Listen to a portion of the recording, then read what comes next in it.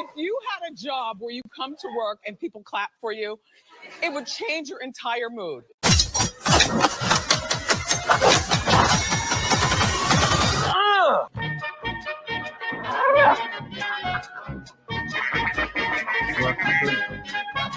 Don't this hit make my people wanna Don't this hit make my people wanna Don't this hit make my people wanna Watch the series finale of X-Men next Saturday morning. Check your local listing. What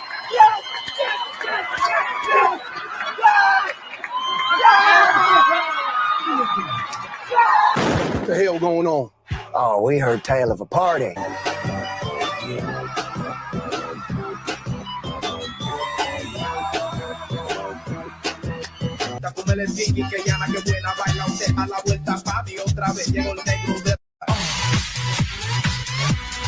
Gangnam Style. Gangnam Style. It won't take long when there's a song to help you set the pace. This is pathetic. Where we used to live, there can be only one magical Negro. Life could be worse. This is the worst. This is the worst. This is the worst. Mm-hmm. Yeah. Hello, my baby. Hello, my honey. Hello, my ragtime gal. Ai, menina, mina, chega aí. Ai, menina, mina, chega aí. Vai, quebra, tem mais, vai. Menina, chega aí. Vai, olha, danado. Eita! And the Disney stock just keeps going down and down and down.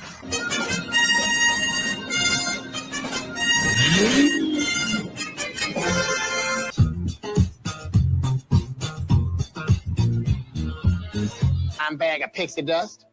Contraband. They're going to do the Mary Poppins thing. They're going to do it. They're going to do it.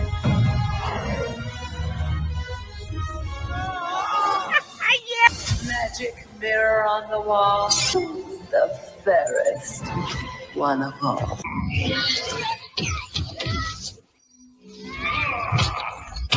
Oh, bitch, you killed Kenny. Kenny. You fat hoe. I get it. I'm not persecuted. I'm just an ass.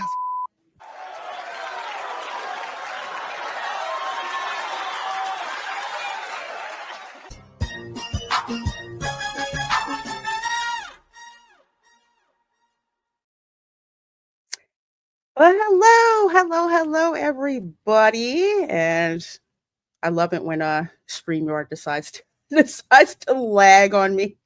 But welcome to the Spice Lounge. I'm Reina Creole, of course, always keeping it real with you when it comes to pop culture, sci-fi analysis, and of course, theme parks. And this here, again, like I said, the Spice Lounge show where we let loose the spicy commentary, the hot takes, and yes, let's start the ruckus. Pretty much, this is like all my friends drop by my house and we just have one of those crazy good old times. So I'm so glad all of you are here with me. You guys are the co-hosts for the show. We love seeing your commentary and all of that as my friends come in. And we have a special guest that's going to be coming on in a little bit. Kamran Pasha, who I call my Hollywood consigliere because he has so much experience in Hollywood as a producer, as a screenwriter, all of that. So when I tell you my crazy Hollywood stories, Kamran can verify my crazy Hollywood stories. So, folks, yeah. So, what are we talking about today? Oh my gosh! Besides HollyWIERD Explained, which is a little different, how we're gonna do the show. Of course, we have our hot topics, right? With those topics, it's like, why does Hollywood think like that? Well, we're gonna have Kamran on to talk about it, and of course, GTA 6. That trailer dropped today. We're going to be talking about that along with a whole bunch of other stuff. So thank you guys so much for being here. Please make sure you hit that like button over here on YouTube. Make sure you heart the stream over on X. I see you guys over there on Ron's channel. So let's bring on the panel so we can get this party started. First of all, I'm going to bring on my girl, my wing woman, one of my wing women actually, Erica from Hanging with Erica and Rob. How are you doing, my dear, with the beautiful hair? I love it. Yes, I went to La Peluqueria today and got my hair cut and colored a little bit. You can't really see it with the lighting in here, but it's supposedly more blonde. It looks fabulous. It looks Looks healthier, amazing. better than the rat's nest that it was. Don't you hate it when you're like, don't cut it, don't cut it? And it's like, it's for your own good. It's like, okay. But isn't it great? It's like you come out with a hairdresser and you look good and and you feel good, even though they've taken all of your money. Like my hairdresser, she knows Oh, yeah. my YouTube money goes to pay her. Yeah, it was not cheap getting my hair done either. With the coloring and the thickness of the hair and the length she had to weed through. I kept telling her, yeah, it's like cutting a bush. She just kept laughing. Well, I hear ya. I'm glad. It looks amazing. You always look fabulous, but lovely glow up. Let's put it that way. Amazing glow up. All right, so let's bring in my second regular panelist. Of course, you know him as Ron from Follow the Bradley's Fun. How are you doing, my dear? You're muted. Yeah, There I you know. go. There you go. Yeah, my wife was, my beautiful wife Virginia was just in here. She is, she's killing it on her channel in Spanish, but I think she's gotten like 5,000 subscribers in the last week, and I'm not even kidding. She's been doing lots and lots of these vertical live streams, and wow, Ah, like, okay. crazy. So she does. Yes. She does the vertical live streams. Okay. Yeah, I don't know what she's doing, how she's doing it. It's amazing. It's all with the it's with Minecraft Happy Meals. So there you go. Yeah, I feel like I have the length, but I have the scrawny little ponytail, and now I got to go get my hairs did. Yes, go in, Yeah, go in. like two beauties, Time for a tune-up. Tune up, shape ups. I mean, I can't tell you. Well, I can't tell you where I go from where my hairdresser is. She's like in the salon suites, and like on a Saturday, everybody's in there. Women are in there, men are in there, kids getting their hair done. It's something else. But hey, it's also a place to catch up on the latest gossip. And speaking of gossip, but actually it's Hollywood style. Our special guest, I would say he's a friend to the channel, honestly, because it is not an exaggeration to say that when I started my YouTube journey was when I met Kamran Pasha. And he's been an amazing, amazing friend, an amazing resource. And he's a person I like to chat when it comes to things Hollywood. That's why I call him my Hollywood consigliere. Bring it on to the show he's been on here many times, but it's been a while, but he's back now. Like a relative you haven't seen in the longest time, and you can't wait to hear the stories he's got for you. Ladies and gentlemen, we have the fabulous Kamran Pasha. How are you doing, my dear? Well, I'm delighted to be on, Reina, and to meet two lovely new people, Erica and Ron. What a pleasure to connect with you. I don't think we've been on together before. No, we have nice not. to meet you. Great to meet you, but I'm a fan because I've seen you on so many streams, and it's very, very, very pleased to meet you. It's like I can't escape. Well, it's an honor to meet you. Don't call me sir. We're friends and equals here, and because Lorena, she's right, because I consider Lorena to be one of my very close YouTube friends. You know, we We've known each other for many years. We've been through a lot of adventures and misadventures in this space. And she's a person I can call, and I've done that. I've called her at like 11 o'clock at night to grumble about things and get her advice on dealing with this environment. And she has tremendous wisdom, both just from her experience in this medium and also in just her life experience. And so it is an honor to always be on our channel. I've not been on it in a while. I'd like to make this a bit more regular because you have such a special channel, Lorena, with really good followers and friends. So thank you for having me on today. Well, you are more than welcome. I apologize for not having you on soon, but we have fixed that because I missed you. I totally missed you, my friend. Although I will say I love running into you on Pauly's channel for. Well, that's what 4-star reconnect. Yeah. Mm-hmm. And I have to say this now, watching your new introduction. So I finally saw Tropic Thunder 10 days ago with my sister. And so we have the little Tom Cruise dance scene. And so I'd love to do a Tropic Thunder run through with you to get your perspectives on it. To do a commentary with you because it is a movie that I think really would be interesting to release today. And I think maybe people need to re-look at it. I started watching that last night, but what a surprise! Like I literally just clicking through it, like I couldn't believe that it was on Disney Plus, which it's on the Hulu side. And I'm like, oh, Tropic Thunder! Boom! I'm gonna click. I still haven't watched it all the way through, but I started it last night. Got in about the first 20 minutes. It's mindlessly laugh out loud funny, and one of the last ones of these, and hopefully not the last ones. The last ones for a few years. But I do think it's worthy of a commentary watch of Lorena because I just love to see your reactions. Chef Nation, my girl, again, one of my supporters for, it seems like forever on my channel. She says this must happen. Yes, it must happen. Tropic Thunder is one of the funniest movies I've ever seen. I saw it in the theater.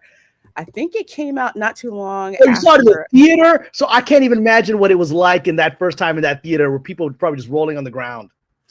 I saw it. I think I'd moved to Philadelphia not that long, back to Philadelphia after I left Los Angeles.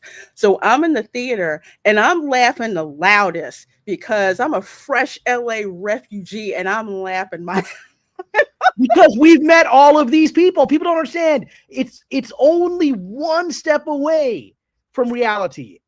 I've met all of these people. I've worked with some of these people, these kinds of people. The directors, the actors, the producers. I've worked with the crazy, the crazy explosions guy who's like clearly a pyromaniac. I've worked with that guy who's like, this dude should be in jail. This guy's an actual pyromaniac, and he's like a danger to society, but he's found a way to it's like Dexter. He's found a way to channel it in some fashion, right? And like, I've worked with all these people.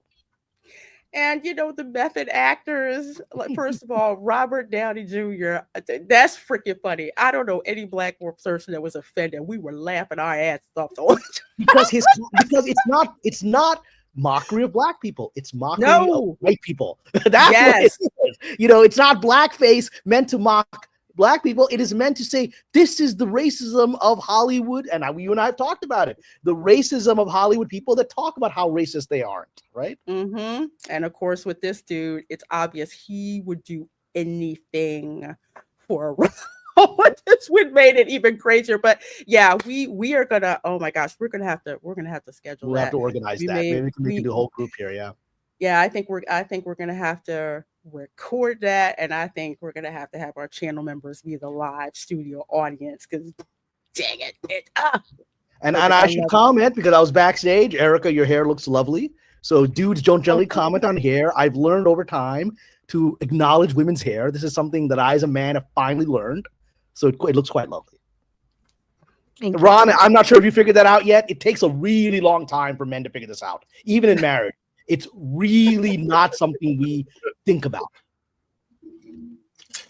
No, but I compliment my wife when she just leaves it natural. Like that's the best for her. It's like she's got she's from Venezuela, so she's got like nice black wavy hair, and it's my favorite. So when she doesn't get it because she doesn't do anything with it. She gets out of the shower, it's like that. I'm like, I love it when it's like that. It just is. You just dropped it. My wife's from Venezuela, like the most beautiful women on earth. He just drops that. Like, my wife's Venezuela. Yeah. No, it's I am very, very blessed. That is for sure. Oh, Shinotsky, do you mean this clip? Who here's a key grip? Hit that director in the face. Really fucking hard. Oh, ow. And the thing is, you know, the grip would do that. And it's just you just got to keep your job. And you know, and there are executives that would ask you to do something like that.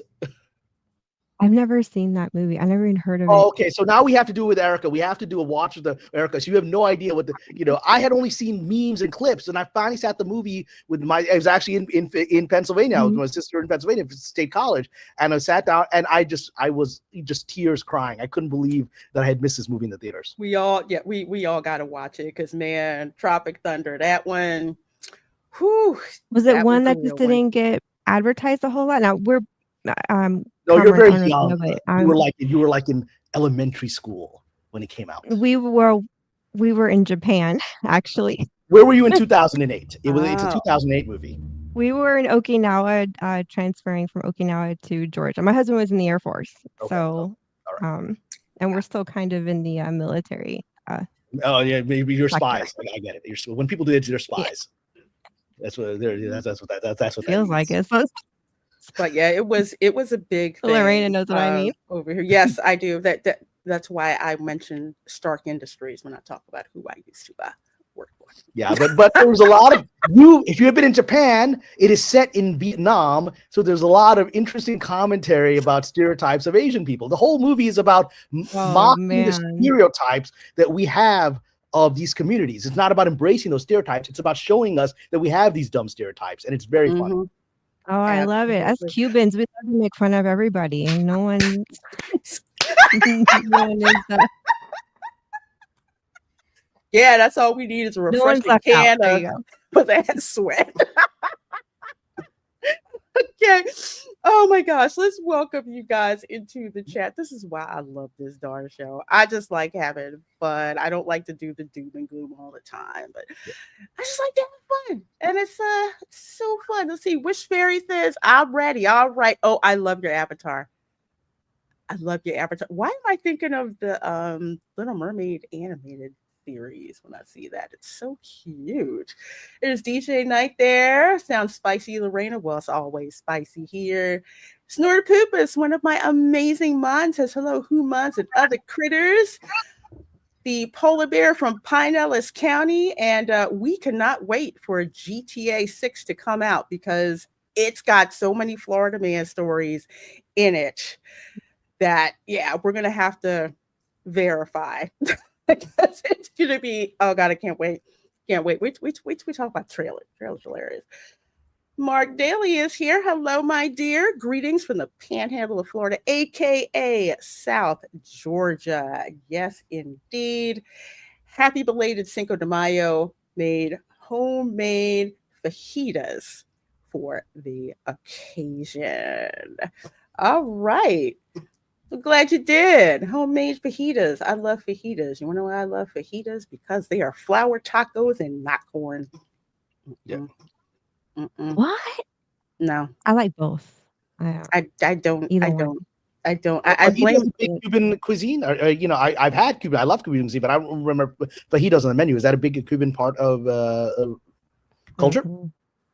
I think it's Tex-Mex, right? Food too. Yeah. I think it's Tex-Mex. Which was historically was just Mex, and then kind of became Tex-Mex. Let's just be straight. Historically, California was Mex. Mexi. Let's just be straight here. I think Paulie's in the chat. He's probably like, "How can you not like corn tacos?" I'm like, I'm like, no, I don't. I explained this. I had bougie Spaniard ancestors. Wheat tacos, yes. My ancestors fought some of your ancestors, and then also some of your ancestors fought some of your ancestors. So, yeah. I joke and I say the more I find out, I'm like, is there any nationality my family didn't have relations with? I'm just saying. Get my DNA tested and have you help me analyze all this stuff. No, don't do that. Conspiracy theory guy, don't do that because once they have your DNA, bad things happen. Don't give them your DNA. I mean, Don't they think I might already get- kind of do, or Oh, well, you're for the in the back. DOD. Yep. That's what I tell people. No, I'm like, they got you. What can you do? they've got everything on me. Let's see. And of course, Cameron's here, excited for the show, and I'm excited Yeah, for him to be yeah. here. Keely Chow is here. Another one of my awesome mods says, "Hey everybody, good evening from Huntsville, We got a lot of Southerners Alabama." today. We got a lot of Southerners. Huntsville, Alabama. Yes, we do. Yes, In we honor do. of Robbie Downey Jr., who plays, you remember, he's from Louisiana, right? He's that character that he's playing is like And a I've been near saucier that, that crawfish, saucier down New Orleans. New Orleans.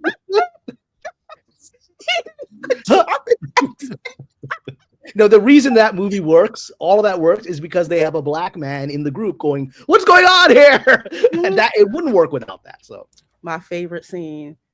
What do you mean, you people? What do you mean, you people? The theater. you will come to understand, as Erica, when we do this. You'll understand these memes. Yeah, you will. When we do the. It is an incredibly quotable movie. I've started quoting it on my Patreon. Like today's, here's a random thing. I was on Al Jazeera this morning. I was interviewed on Al Jazeera to talk about the Trump tariff. So I've got that. When we talk about that, I have that fresh in my mind. So I was interviewed on Al Jazeera today, and someone on my Patreon was like, "Man, Al Jazeera, you're kind of legit." I was like, and then I quoted Robert Downey Jr. "I'm head to toe legitimate." Remember that scene? I'm head to toe legitimate. I mean, you can't stop quoting that movie. It just keeps coming out. No, you really can't. Let's see who else we got in here. I love you guys in the chat. I mean, I'm gonna miss these days. God willing, my channel blows up even more. I'm gonna miss being able to go. Speaking of that, Abu Nas, El Presidente from the Dark Council is in the chat. Thank you so much. Let me hit you up, my dear.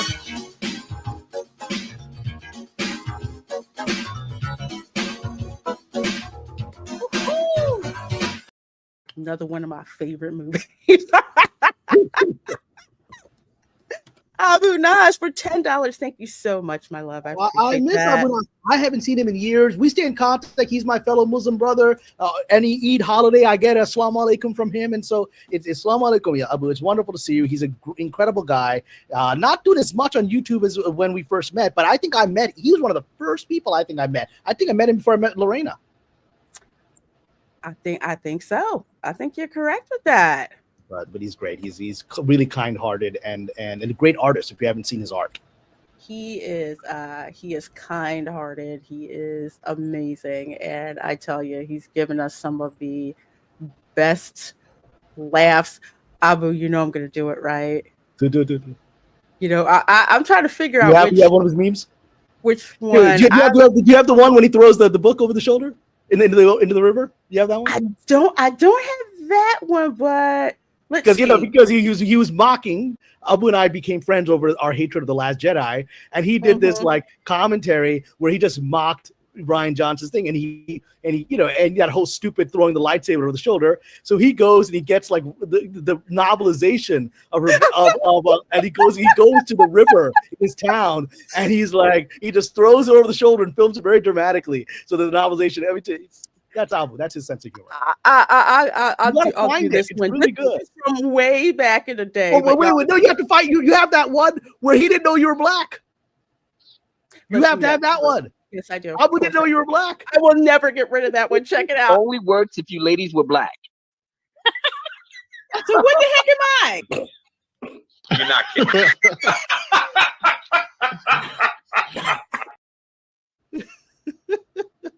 I love him to death, but he will never live that down. He reversed Tropic Thunder you there. What do you mean? Oh my gosh.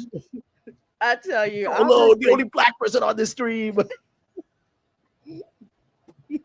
Abu Nas brought so much love and joy to the fandom. We love him to death. Love and fellowship. Yes. Have everyone on the panel, have you all seen Sinners? Have you seen No. Sinners? I yet. well, I have. All right. Well, it is, and I say this sincerely. I guess my opinion, but I say this sincerely. I think Sinners is one of the greatest movies ever made. I think it lists in one of those generational movies like Lawrence of Arabia, like Gone with the Wind, like Lord of the Rings when it came out. It is one of those movies that will change cinema. Filmmakers will learn new techniques from this film, which they did with all the others. And so, but yes, that's also a very quotable movie.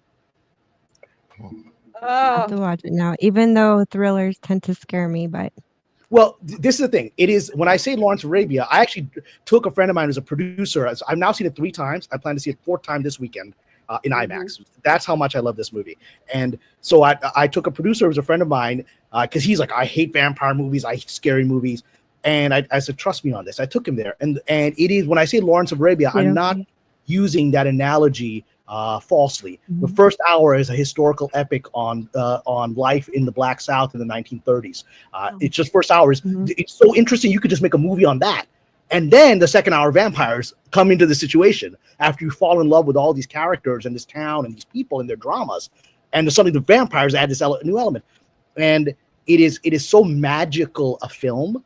It is a movie unlike anything I've ever seen. And it really shook me up as a filmmaker. I was like, I mean, this is somebody who's changed the game. Yeah, it's an awesome flick. We're going to talk about that change of the game thing a little bit of the show. Let's see, Abu, since I just came in time. Wow, this is a stacked deck of badass content creators. Yes, indeed.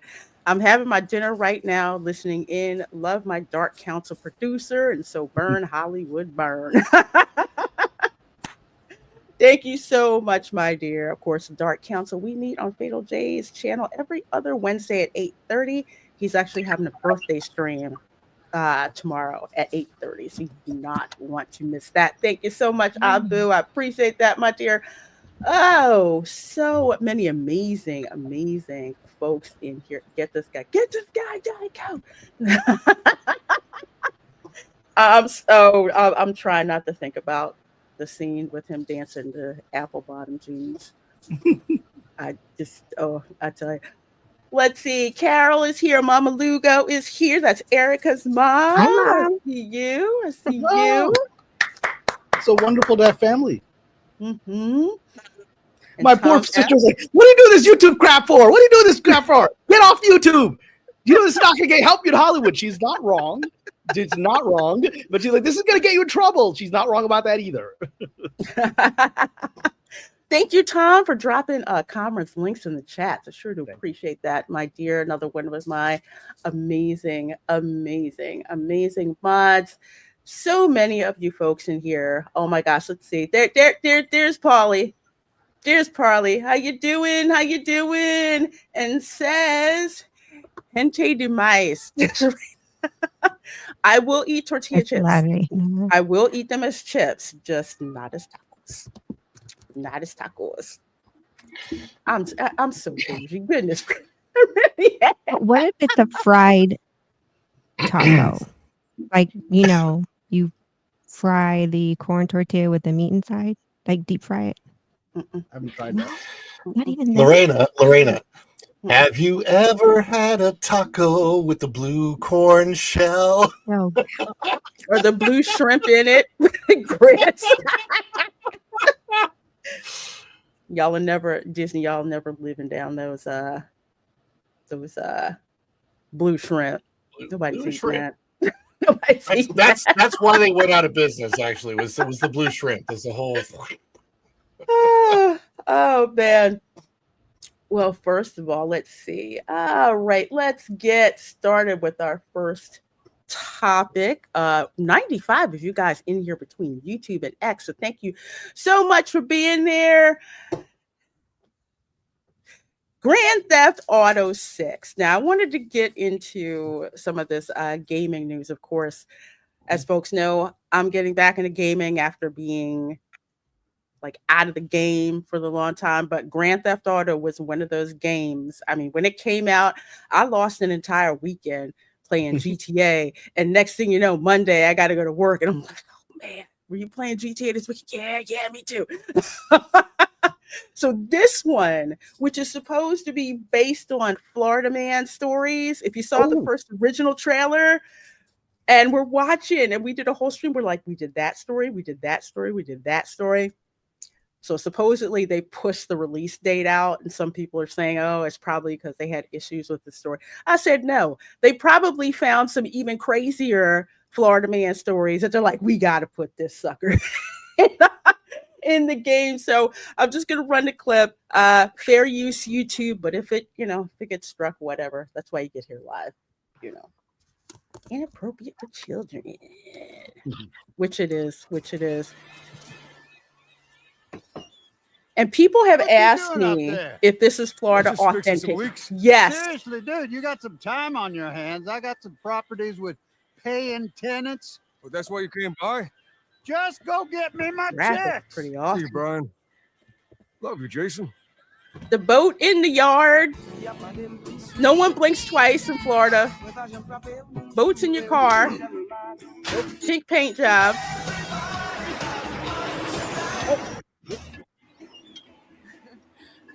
Lifting weights on the beach. I wonder if they're going to have the story about the guy using the alligator and a six-pack to rob the convenience store, because that was a story. Supposed to be getting out. I mean, I can buy it. Name? Jason Duval. I think you heard before. You might have.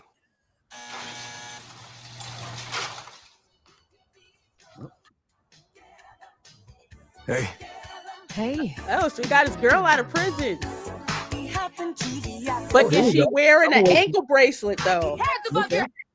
Oh, wow. The new beginnings. It's GTA. That's so Florida. Oh, my God. Trust me, this place is just the start for us. Ring the bells! They got that from Top Gun Maverick. And what you got.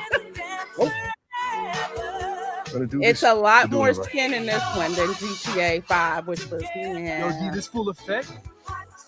And they got your name, address, they got everything. Us cops, we gotta protect each other. You and me, bro. We got this. We got it. Explosions. car chases. Come to Fields Ammunition today. We got more guns than all allowed. Hey. Airboats. All of this is real. Hey, if you got friends, can you hook me up, please?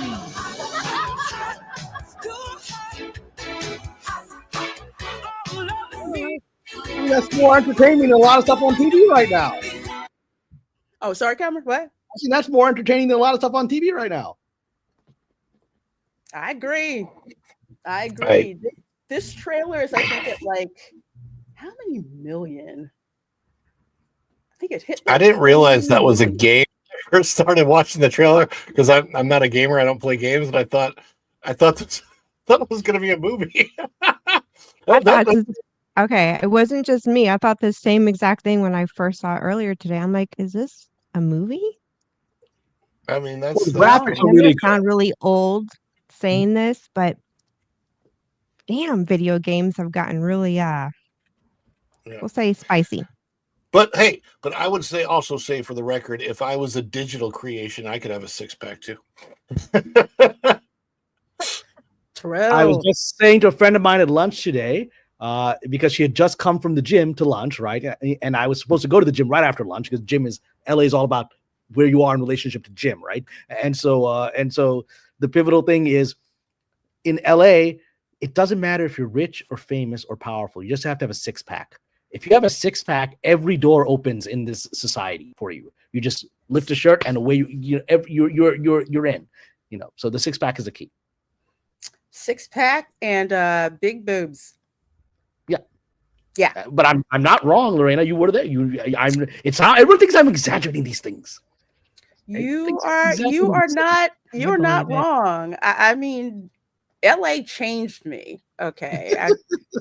If you've ever seen, and if you haven't, shame on you. If you've ever seen the music video for "Welcome to the Jungle" by Guns N' Roses, girl gets off the bus and just runs into all the crazy. And she winds up going back up. She's just not the same when she left. Yes, that is LA. I've never been someplace where it's just a lot of it is like what you look like on the outside. I'd never, someone as intellectual as me, I'd never really paid that much attention, to it, but you can't help but do that. I've gone to clubs where they weren't letting people in and they let me in, much to the disappointment of my current boyfriend, actor boyfriend at the time. And yeah, he got really pissed about that. Because they wouldn't let him in. They let me in, but they were no, wait. They said the only way he could get in is if I got in. And he was just like, what are you talking about? Because of course he's an actor. Of course, that's of course you want me in. They're just like, no, she can come in. If she doesn't come in with you, you don't get in. Forget about it. True story. Los Angeles is the id. I think Florida is the id on drugs. Yeah. Is that unfair? I think that's fair. I think that's fair. Yeah. I actually have a theory on Florida. I may have said this to you, which is I actually do have a theory, an actual theory about the basis of the Florida man phenomenon, because it really is a phenomenon. It's a phenomenon. People say, oh, it's just the Florida people report these stories. No, you're not having people walking with alligators to rob stores in Oklahoma, in New York City. It's not happening, right? There's something about Florida. And I actually believe it is because of the Bermuda Triangle. I believe it is residual radiation from the Bermuda Triangle, which is causing our brains to malfunction there. I believe this. It's interdimensional. Well, there's one theory I haven't heard of. Yeah, see, I've thought this out. There's an interdimensional portal, and our brains are not able to handle the proximity to this portal, and so the synapses fry. I believe this.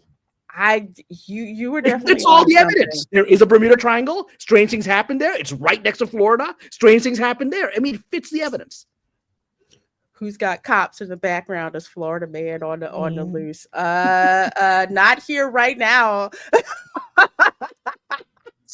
Well, radiation cracking. That's fair, Amanda, because it's LA. There's always sirens here. Ever since the pandemic, that's all you hear is sirens. It's the same sirens now. Whatever.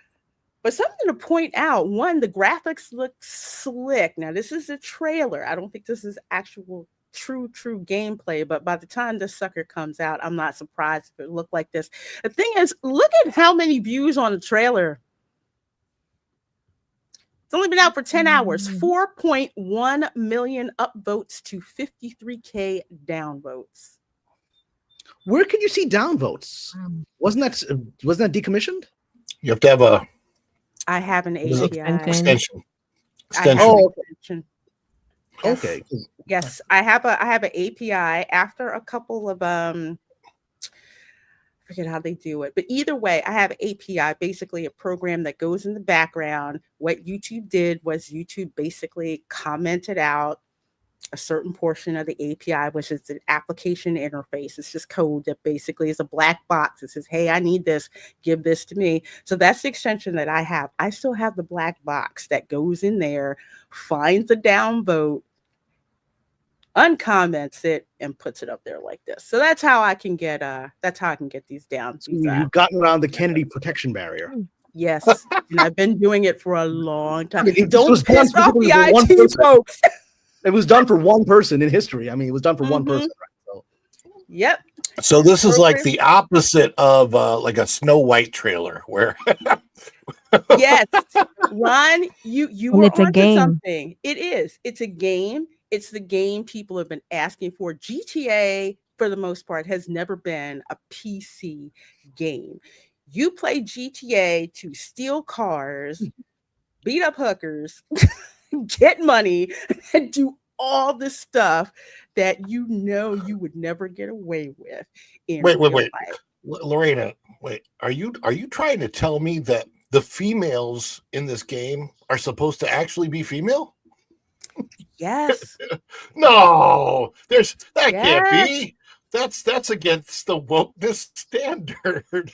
With tight dresses, big boobs, and bikinis, because that's what Miami is known for. So yeah, Vice Yes. City, Yes. yeah, Vice City, all of that. And I tell you, if people think that women do not play these games, because I certainly did, you're wrong. We want to see stuff like that. Oh Lord, she looks like my cousin. No joke. No joke. She lives in Hialeah. Didn't they do one character based on Lindsay Lohan a few years back in some earlier game? Mm-hmm. And then she had like them. She threatened to sue or something. Yeah, she did. God bless her. So she's had a comeback. I'm actually rooting for her. I want her to have a nice comeback. Yeah. This time it's with this one when they were pulling Florida Man stories. Mm-hmm. One guy who was part of a Florida Man story wanted Rockstar Games to pay him. Yeah, right. She did sue and lost. Okay. But this is a prime example of giving the people what they want, giving the people what they need. And Lorena, you need to introduce me to your cousin. I don't know. I don't know if I want to do that to you. I mean, at least I have a layer of a Southern lady on the top. She don't. But maybe that's what you want. I don't know. Maybe that's what you want. Will we have your cousin watch Tropic Thunder with us? We get that raw, unfiltered point of view. I don't know. This trailer looks like a movie, The Smoothest. Yeah, I mean, I will have this sucker on repeat like for forever. I love this. The greatest commentary I ever had in a film, and she'll hate it because she's over there. My mom, and she's, I take care of my mom. She's in the other room right now. I can hear her. She's helping me talking about her. But I went to see the third Batman in that series, right? The Heath Ledger series, right? And I'll be honest with you, I didn't like it that much. I thought Catwoman was great in that movie. I thought she did a wonderful job. But my mom sitting there, I brought her to watch this movie in the theater, and she just said aloud what everyone was thinking. She's like, "What's going on here?" She was saying it out loud in the theater. She's like, "What's going on here? Why is Batman sick the whole movie? Why is he in bed the whole movie? Why is this movie about Catwoman?" And she just kept like asking all the questions out loud, and the audience was like, "Yeah, I don't understand what's happening here." She's like, "Well, what are they chanting? What language is that?" And then he climbs out. He's like, and he's back in Gotham City. He's like, "Well, he had no money. He's broke. How did he fly from this like Morocco to back to Gotham City? I mean, who paid for that? He's broke." I mean, she's asking these questions out loud in the theater. And it was just, I was like, I don't have an answer for this. You're actually right. This movie doesn't actually, and I love Nolan. This movie makes no sense at all. That's hilarious. That's pretty much what a theater in urban America is like. If you think that you're going to be able to watch that movie in silence, nope. Well, no. The best moment of that is I watched The Exorcist re-release in an urban theater in New York City, black theater. And these were all young kids who had never seen The Exorcist. And the reactions of the audience. There was a woman sitting in front of me, and when the head turns, she's like, "No, that's just wrong." And she gets up and she storms out. She just, "That's just wrong." And he's just like. The other great movie, and I was just saying theater, was that shark movie. It was Deep Blue Sea.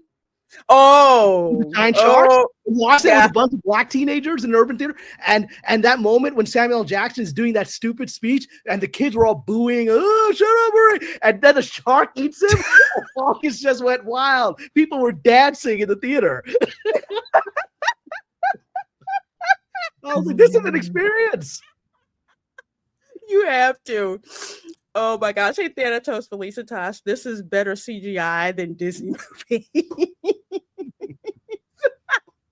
I hear you. But let's be fair, Lilo and Stitch. It's Lilo, not Lilo. Lilo, right? Lilo and Stitch looks like it's going to be good. Let's be honest about it. It does. I can't wait. Erica, you going to go see that? You're going to go see Lilo and Stitch? Yeah, I will see that. Yeah. I mean, it looks wildly entertaining. I mean, when I'm laughing my ass off at the trailer, and it just feels Right. heartfelt. Yeah. Yeah, they released a clip. I don't know when they released it. I saw it earlier today, about a minute and a half long clip of, and I think it's when Stitch and Lilo are first meeting at the pet adoption center, and it just looks like it's done well. It looks like, I think the difference, what I'm seeing, at least in the trailers of Lilo and Stitch, is the creators of that movie actually care about the product. Yeah. So, and I'm not seeing that a lot with a lot of movies lately. A lot of movies lately, it's like, let's get out the content. Let's get out the content. This one, it looks like there was a lot of care with it. Well, Well, it's the with, original creator. It's the original creator. He basically Yeah. came back and did his animated show live action. Yes, and Lilo and Stitch. I know for me, it's a film that's very near and dear to me because my sister and I would watch that movie, and she was like Lilo, and I was like Nani, and we loved that film because it so echoed like a lot of our relationships. So we just could not wait to see this. But I'll let you guys see the trailer because trust me, this is so good. So here we go. Disney's usually pretty nice to me, but do it Well, anyway. we want to promote this movie. Okay. Oh wow, I haven't seen this. Yeah, this is new. Mhm. There she goes. Nani said she could get a dog.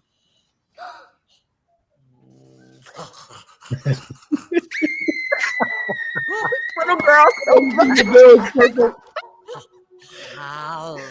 Whoa. Oh.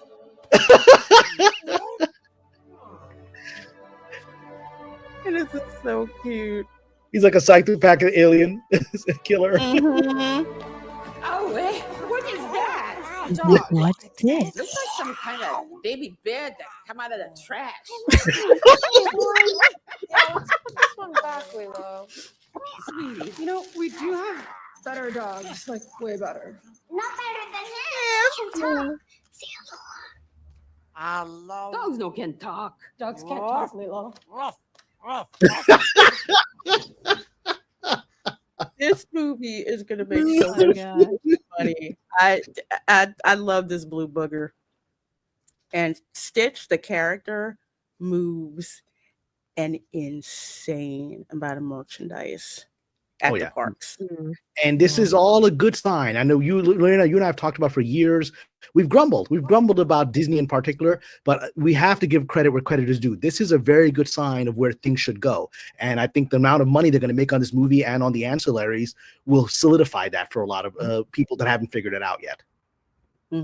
Absolutely, because ever since the movie came out, Stitch merchandise sells. You do not have to push Stitch merchandise at all. It sells on its own. In the parks, it'll sell out.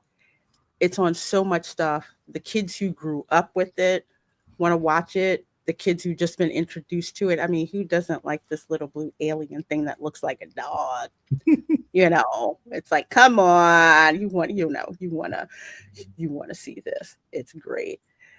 Nita, hello, says, I'm glad to see some sweetness come out of Disney. It's so rare nowadays. Yeah, it really is. But like Kamran was saying, this is from someone who actually cares. It's the original director, I believe.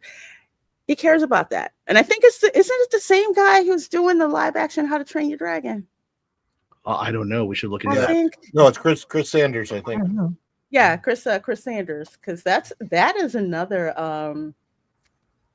trailer that I'm gonna show you.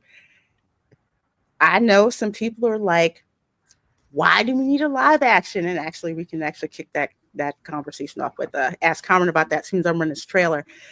For people who do not know about Epic Universe, okay, I'm going to show you this trailer, and then I'm going to show you something that's from Epic Universe. I saw this during the Minecraft movie. I just thought the characterizations were not acted out very well in Beauty and the Beast for the most part. I cannot. The visuals were great in Beauty and the Beast, but I didn't like all of the homosexual undertones throughout the entire movie because it was like, yeah, to me, it was in my face. And it's like, I don't want my kid watching that. Sure. You know, And it wasn't in the original animated. The animated could just be a Disney romance, without anything more. But on this trailer, I have to say, this is a really magical trailer. I mean, it's sweeping. It looks fun. It kind of pulls you in emotionally. I think this is really well done. Mm-hmm. Yeah. But what's amazing to me is the dad Viking, and I don't know why I'm Gerard Butler. Gerard Butler, yeah. I mean, how much he looks the way he looked in the animated version, and of course they got the same actor, but they've it's the costuming.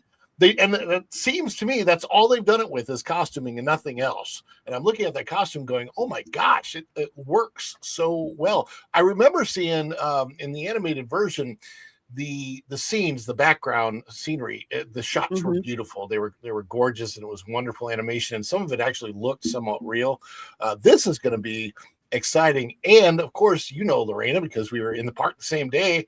I've had the experience, right? I have done that. Ooh, and it's interesting. You should bring that up, Ron.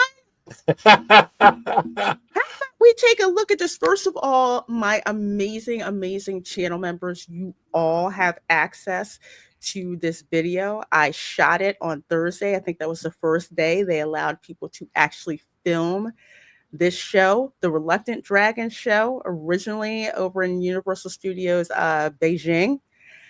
They brought it to yes. Oh, why am I saying the Reluctant Dragon? That's a book, The Untrainable Dragon. So I'll let you guys look at it for a little bit, and you'll understand again why this live action movie is gonna make so much sense.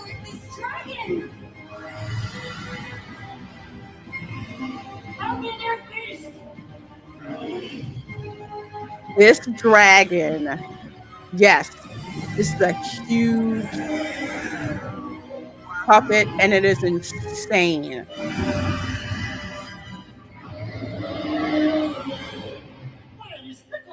Just so we need our great bargain slipper, he goes missing. Robert, you take that dragon and I go find him. Wow. I won't be held responsible for what happened to this untrainable dragon.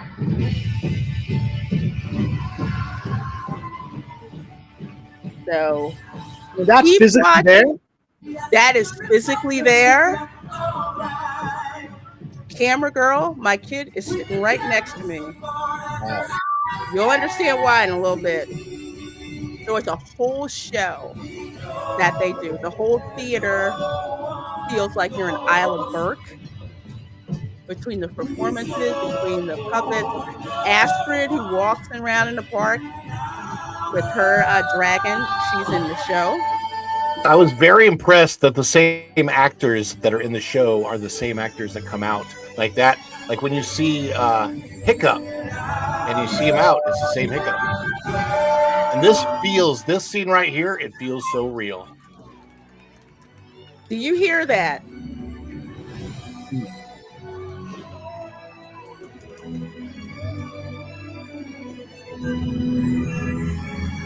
This is for real. Kids were like, their mouths were dropping. The kid behind me was flipping out. I'm trying to not try to figure out how it works because I don't want the magic spoil for me, although I can figure it out.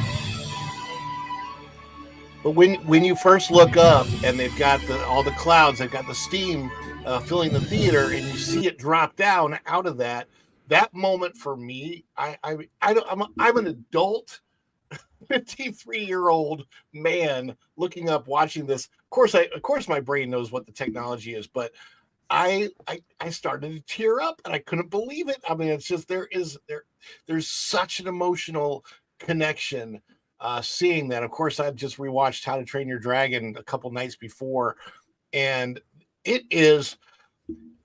I almost hate to say this, but the magic that I had felt in many, many years past at Disney parks, I hadn't felt in Disney parks for a long time. I felt it when I watched this show. It felt magical to me.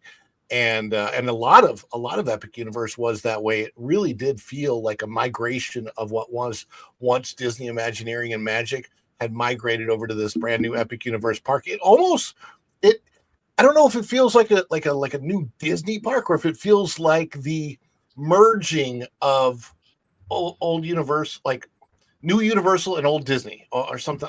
It's hard to explain, but it is an amazing experience going to Epic Universe. It's very different than any other park that I've ever been to. So, well, I'm sorry. Go ahead, please. Oh, no, go ahead, Kamran. You're good. No, I'd say imagine had, like you said, the Disney Imagineers done this at Galaxy's Edge, or done this at that Star Wars hotel. Imagine that your kids are there and there's TIE fighters and X-Wings flying above you in this kind of thing, right? And having, like, a battle, right? Or having a dogfight, or just seeing, Jedi, whatever, you could, because they're obviously putting actors onto ropes and things like that. You could have Jedi, whatever, doing acrobatics, in a battle, right? If I, as a normal person, can imagine that, and look at, obviously somebody imagined this, and they just put the technology and the expense necessary to make it. And this is as a child, this would have, as you said, as an adult, just watching it as a video, I'm like, wow. I can imagine being an adult sitting there,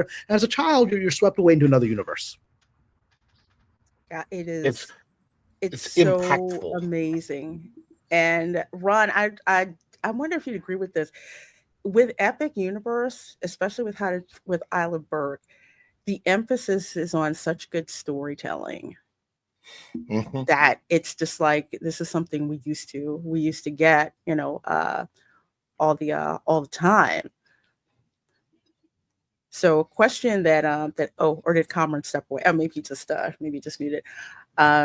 Well, I actually have to step away for 5 minutes. I was putting that in the private chat. So, but is there a question you want to ask me before I go? I just have to step away for 5 minutes. Oh no, I was just going to ask, what is your opinion when people say, why do we need live action remakes? You'll have the one camp will say, well, it's animated. Why do we need another live action remake? Why does Hollywood want to do so many live action remakes? Well, just curious your take on that. There's a cynical answer and there's the hopeful answer, right? So the cynical answer is, and I think in the case of someone like Bob Iger, I think the cynical answer is largely true, is lack of creativity, is lack of risk taking. I think, Bob Iger has committed to just remaking things that his predecessors took risks on, and that's unfortunate. Hopefully his successor, I don't know if he'll ever willingly step down, but how at some point in the eternity, his successor will return to risk taking, like the great leaders of Disney did in the past. But that's on the cynical level, I think that's true.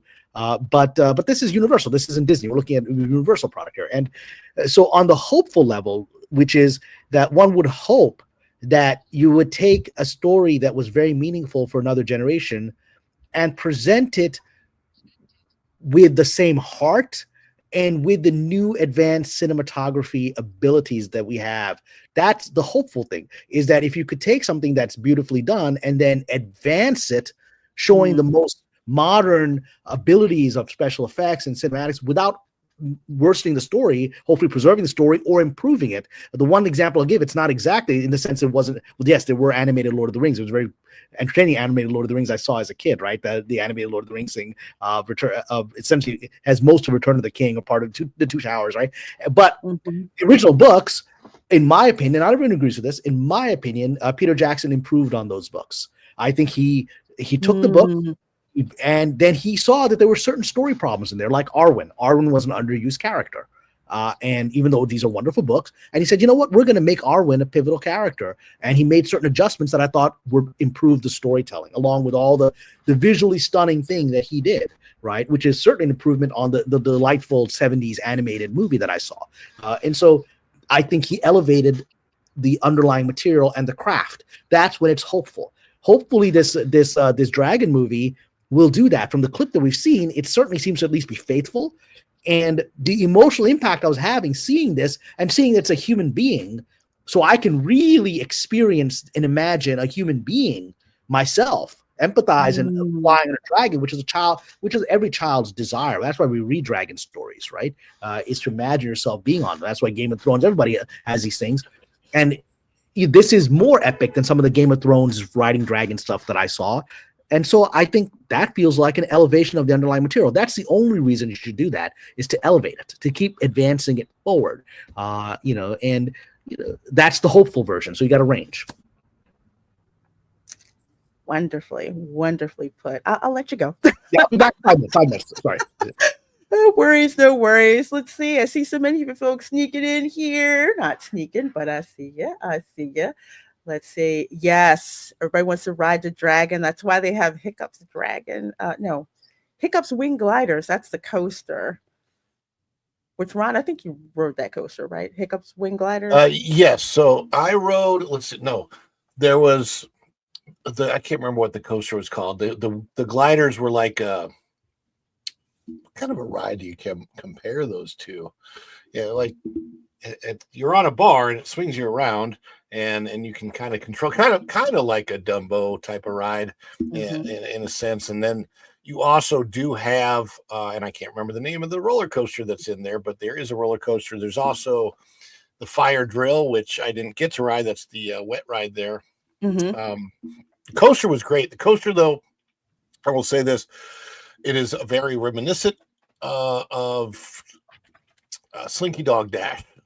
So the very, very similar, like with 2 launches and everything. So like Slinky Dog themed to dragons, if you will. I like it better, but I'm not a huge fan of Toy Story Land because it's so hot.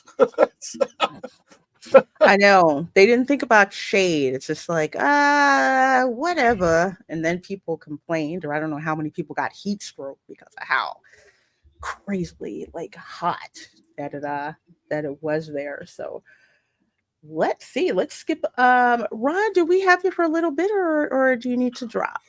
Well, I was gonna wait until at least Kamran comes back. Okay, no worries. I'm just trying to be cognizant. But on to our next topic, and this is an interesting one. First of all, I love the John Wick films. So much gung fu going on in there.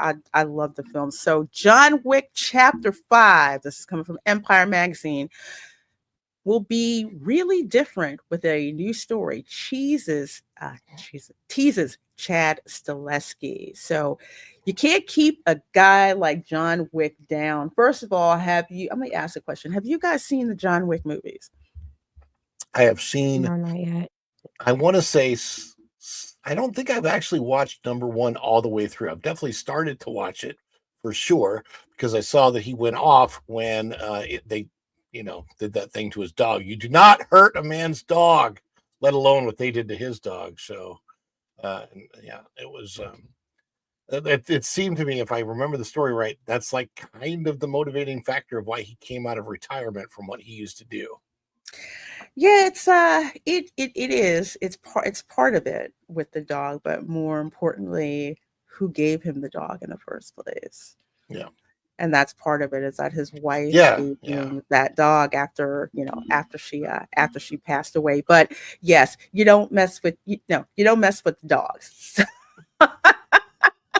John Wick is my comfort food, so bring it on. Tom F says, this is my jam, the Wick series. I hear you. For me, I love John Wick for the gung fu and for all the suits, especially the bulletproof suits. I freaking love that. Suits are hot. Never kill the lead off if we're just going to make another one. Yeah, I think this was something that they did in hindsight, I want to say, because of all the money that John Wick 4 actually made. But let me finish reading this part of the article here. So you can't keep a guy like John Wick down. As many shady underworld figures have learned to cost, Baba Yaga simply keeps coming back, except John Wick Chapter 4 seemed to somewhat close the book on Keanu Reeves' bullet-spraying assassin. In the fourquel's final reel, Wick seemed to succumb to his injuries in Paris, with audiences shown his tombstone for good measure, though technically we didn't actually see the character die. Now we know he will indeed be back in the recently announced Chapter 5, but according to director Chad Stahelski, there will be more to Wick's return than meet the eye. Now, this is something that I thought about when I saw John Wick 4. It's like we did not actually see him pass away. This is just my conspiracy type of brain. You didn't really see him die. You didn't really see him in a casket. All you saw was in New York, they had a tombstone, said Wick, loving husband, next to his wife that says Helen, loving wife. But we didn't see that. Although I kind of was like, this is the perfect place to end it. I mean, really, just it's done.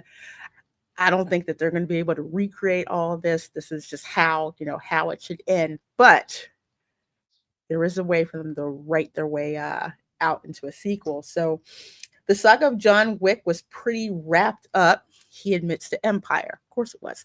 So the only way to do a 5 is to have a new story that involves John Wick.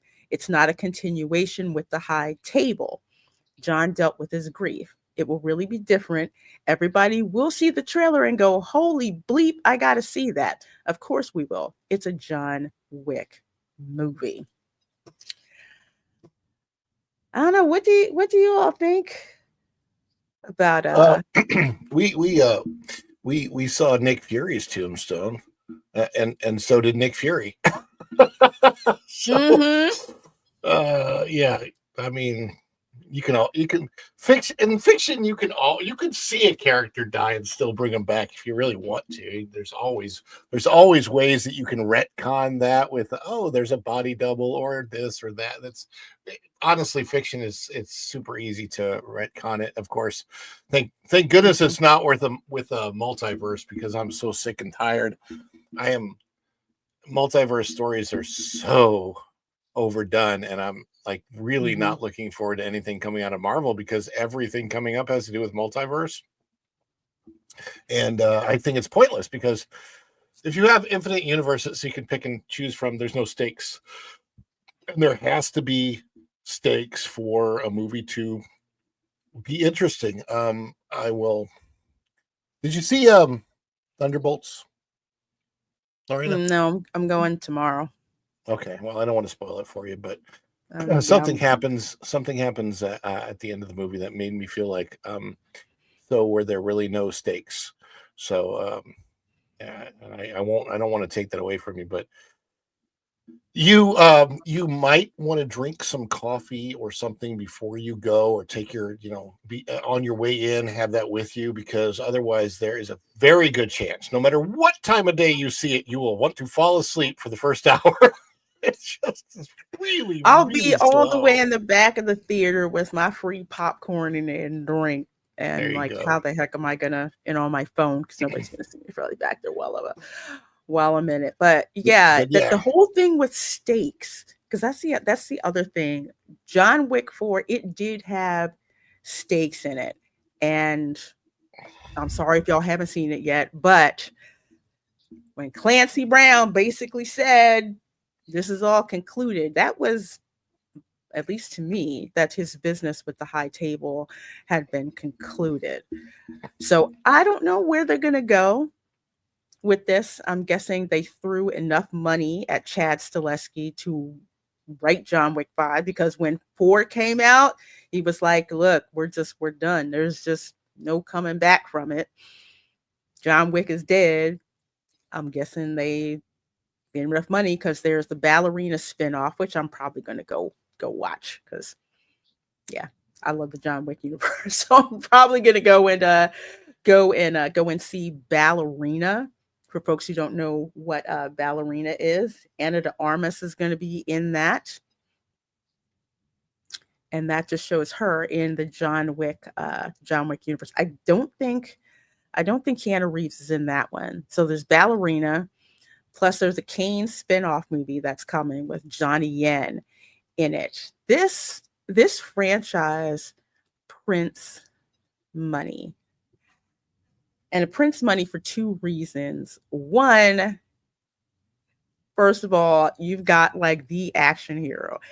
That's who John Wick is, an action hero on a darn mission.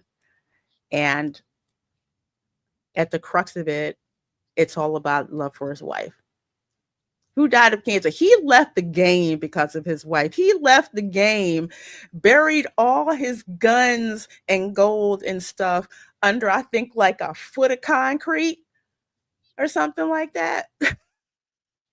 He was out He was totally out of the game. But you have that. You have a hero people can look up to. He's not cucked. He's not played for, he's not played for a fool. This whole series is unapologetically, I'll say, toxic masculinity, aka traditional masculinity, which is what it is. No, and it's an amazing series.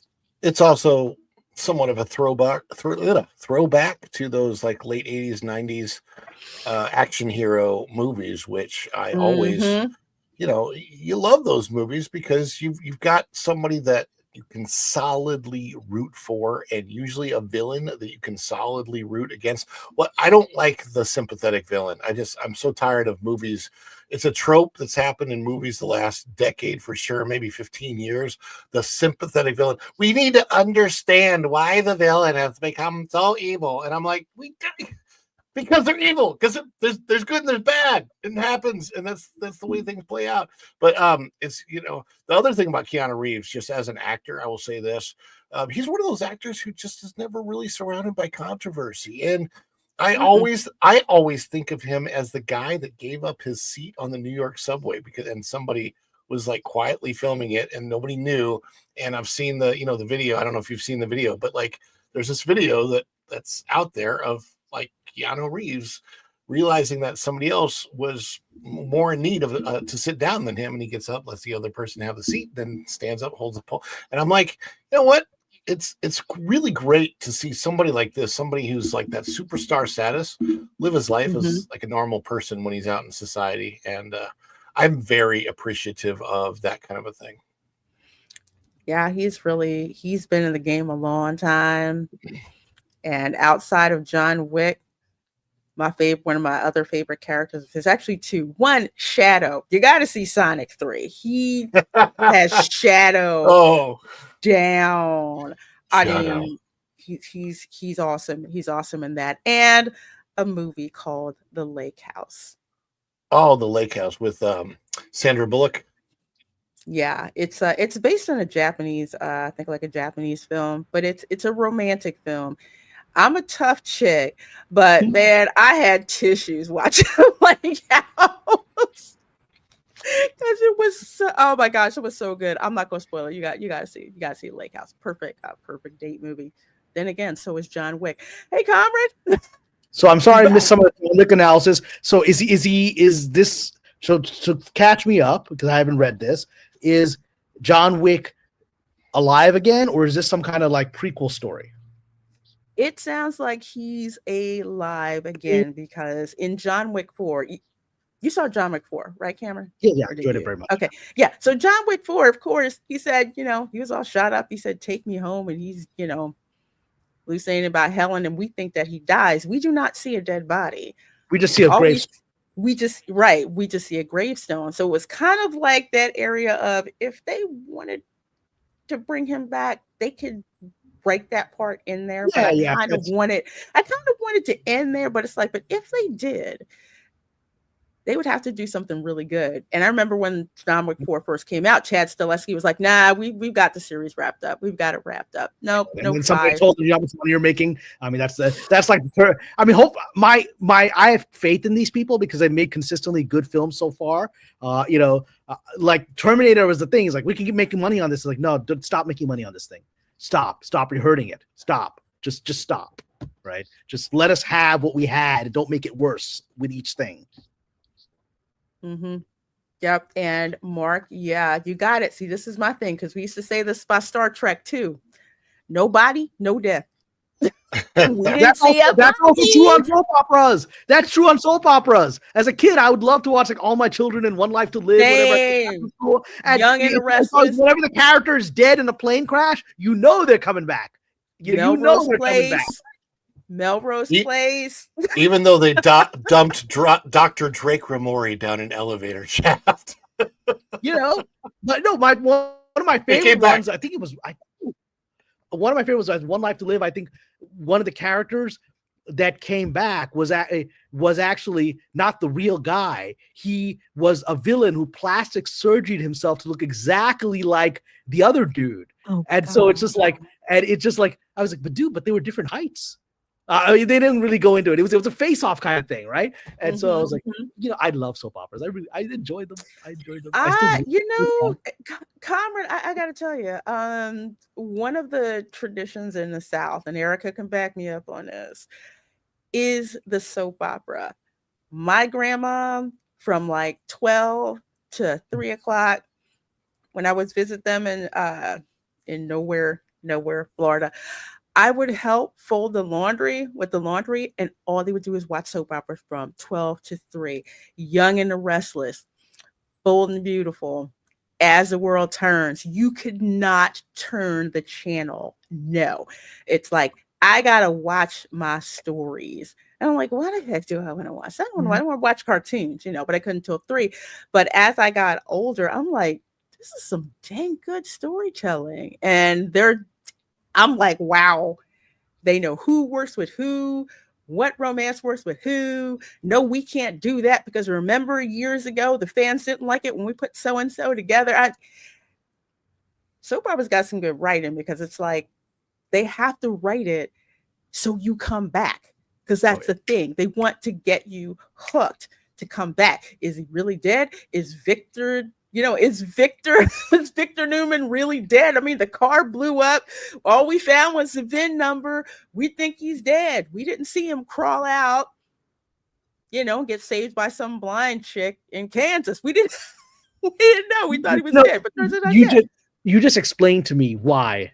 When you're telling the story of your family, you just explained to me why soap operas have I have such affection for them, because we were the latchkey kid generation. I would get home early from school. My parents are working. I have to make my own late lunch, and I would put on whatever's on TV. And He-Man wasn't coming on till 4 o'clock, right? Or Thundercats wasn't coming on till like 4:30 or whatever. So I put it on. There's General Hospital, and I'm watching, right? And so this is the latchkey kid. I mean, I know it's hard for people of these later generations to imagine that our parents would just let us stay home and, because they're both working 2 jobs and they're coming home at midnight, right? And you're making lunch and dinner by yourself on the stove at the age of 11. You don't even think about it. I mean, today you'd all go to jail for this, right? But it's like, this is our life. We were like living like one step away from like Little House on the Prairie, right? We were like, Laura Ingalls Wilder, let's just make our own beads. I mean, and we just did that, right? And the soap operas were our companions because our parents were working all the time. Soap operas and for us, it was a combination of that and the telenovelas in the evenings. So, and you want to talk about what will really hook you in are the novellas, more so than the American soap operas, because the American soap operas, they don't ever end. There's no middle, beginning, middle, end. No, it's eternal. Everything's still on forever. Yeah. But what's cool is that I like how they do it in the Spanish world, because they will interchange the actors. Like each actor is known for their niche. So you'll see them play pretty much a different version of the same role in the next novella that's coming up. It's just a matter So they're okay with being typecasted? Like typecasting is the culture. Yeah, they're apparently they're okay with it. It's different than in the American sector. And they get known for those types of roles. And then the earlier showing is a showing that's more family oriented, so like teenagers could watch. Then it gets a little bit more risque, more PG-13 in the second one, and then the later evening one is the more that's like parents' time, like rated R version. Yeah, I kind of noticed that over the years it would just kind of get a little bit more risque as each. Sorry, my voice is like worse all of a sudden. Because you're getting emotional about this. It's bringing back memories. Well, oh my God. Whenever I'm like flipping channels and like, Telemundo or something comes on or Univision, right? The telenovelas, you immediately stop because the people are so good looking. They're so, and like soap operas, yeah. But telenovelas is a whole other level. We're talking about like supermodels in every scene. And you're like, okay. And they're all like outraged. Even the villains are good looking all the time. And I'm like, I'm not turning this channel. I don't know what's going on here. I'm just watching. Well, and the storylines, the storylines will hook you in. I mean, they're pretty much the storylines. When you watch enough of them, you start to predict, what the storyline's going to be. It's the same similar twists, but it still hooks you in every time. But yeah, I kind of prefer the novellas to the American.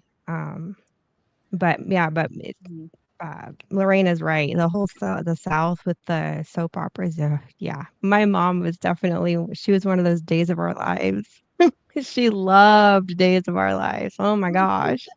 They could catch you up with what happened as soon as you saw these two people on screen. My grandma said, "No, that's not going to work out because so and so was married to such and such, Yep, and that did was this my and mom did right that, there. and that's how that's not going to work." And I'm like, "Dang, She'd get in those all chat rooms back when AOL was the they thing. start, they She'd start be typing out talking, she'd be re-scripting the entire show entire in these thing." chat rooms.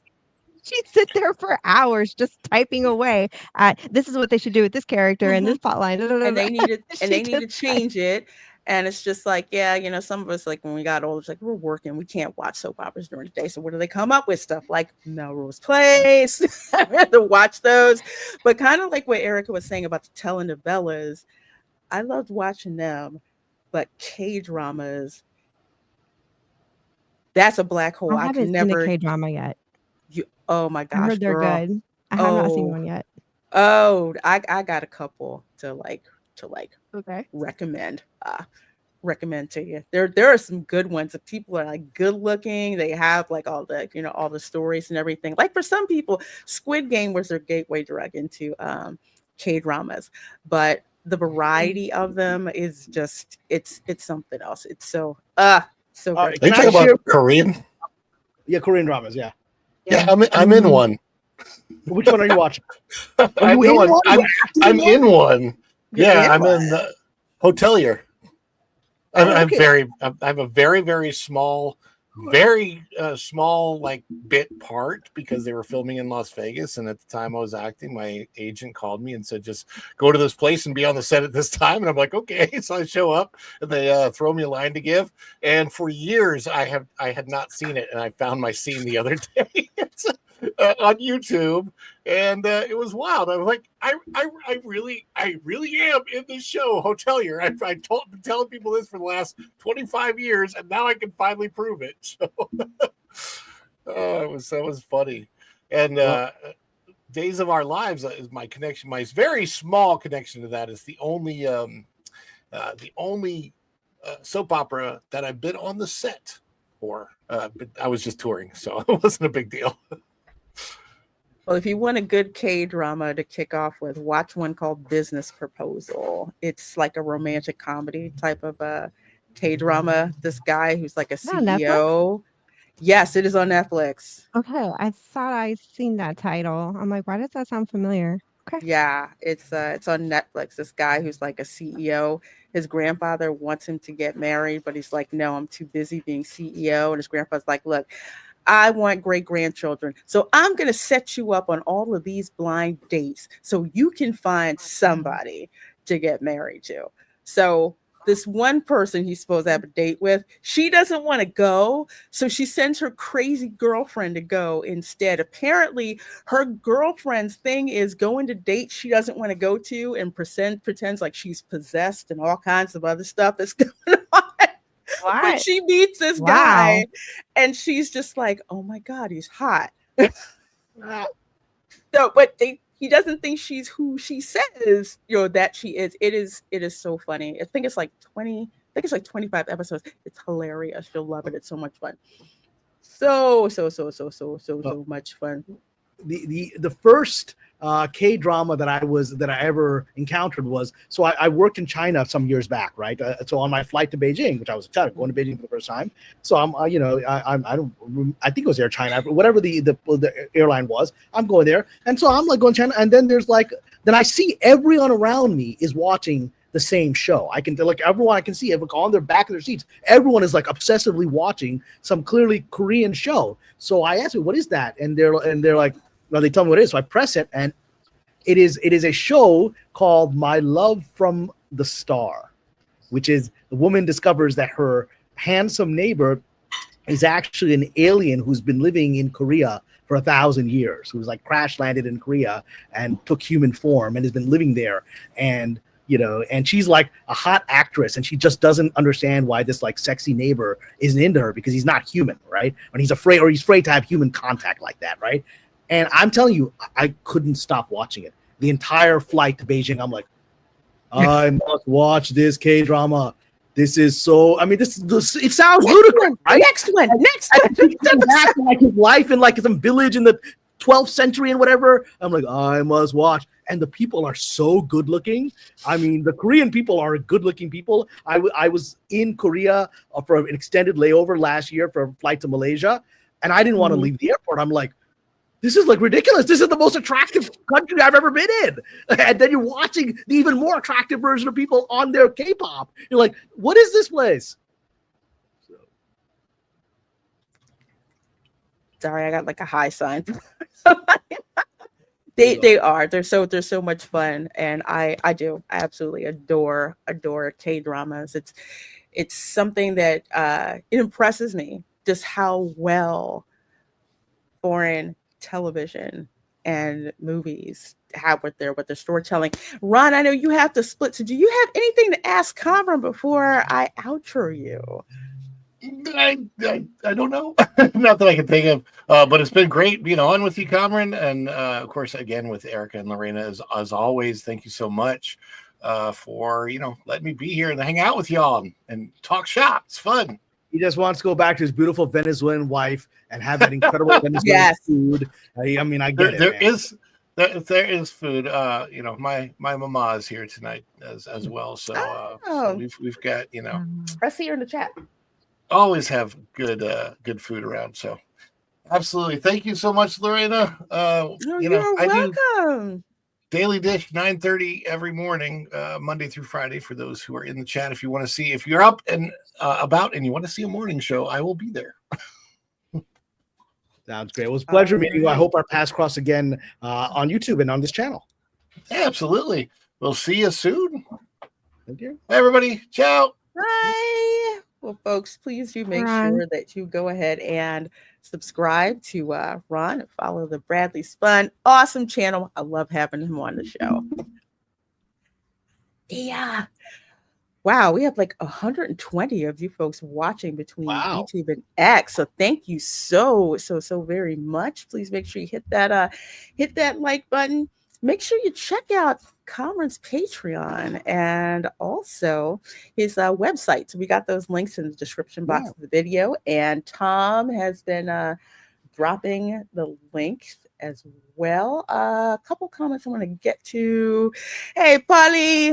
Hola, mi hermano.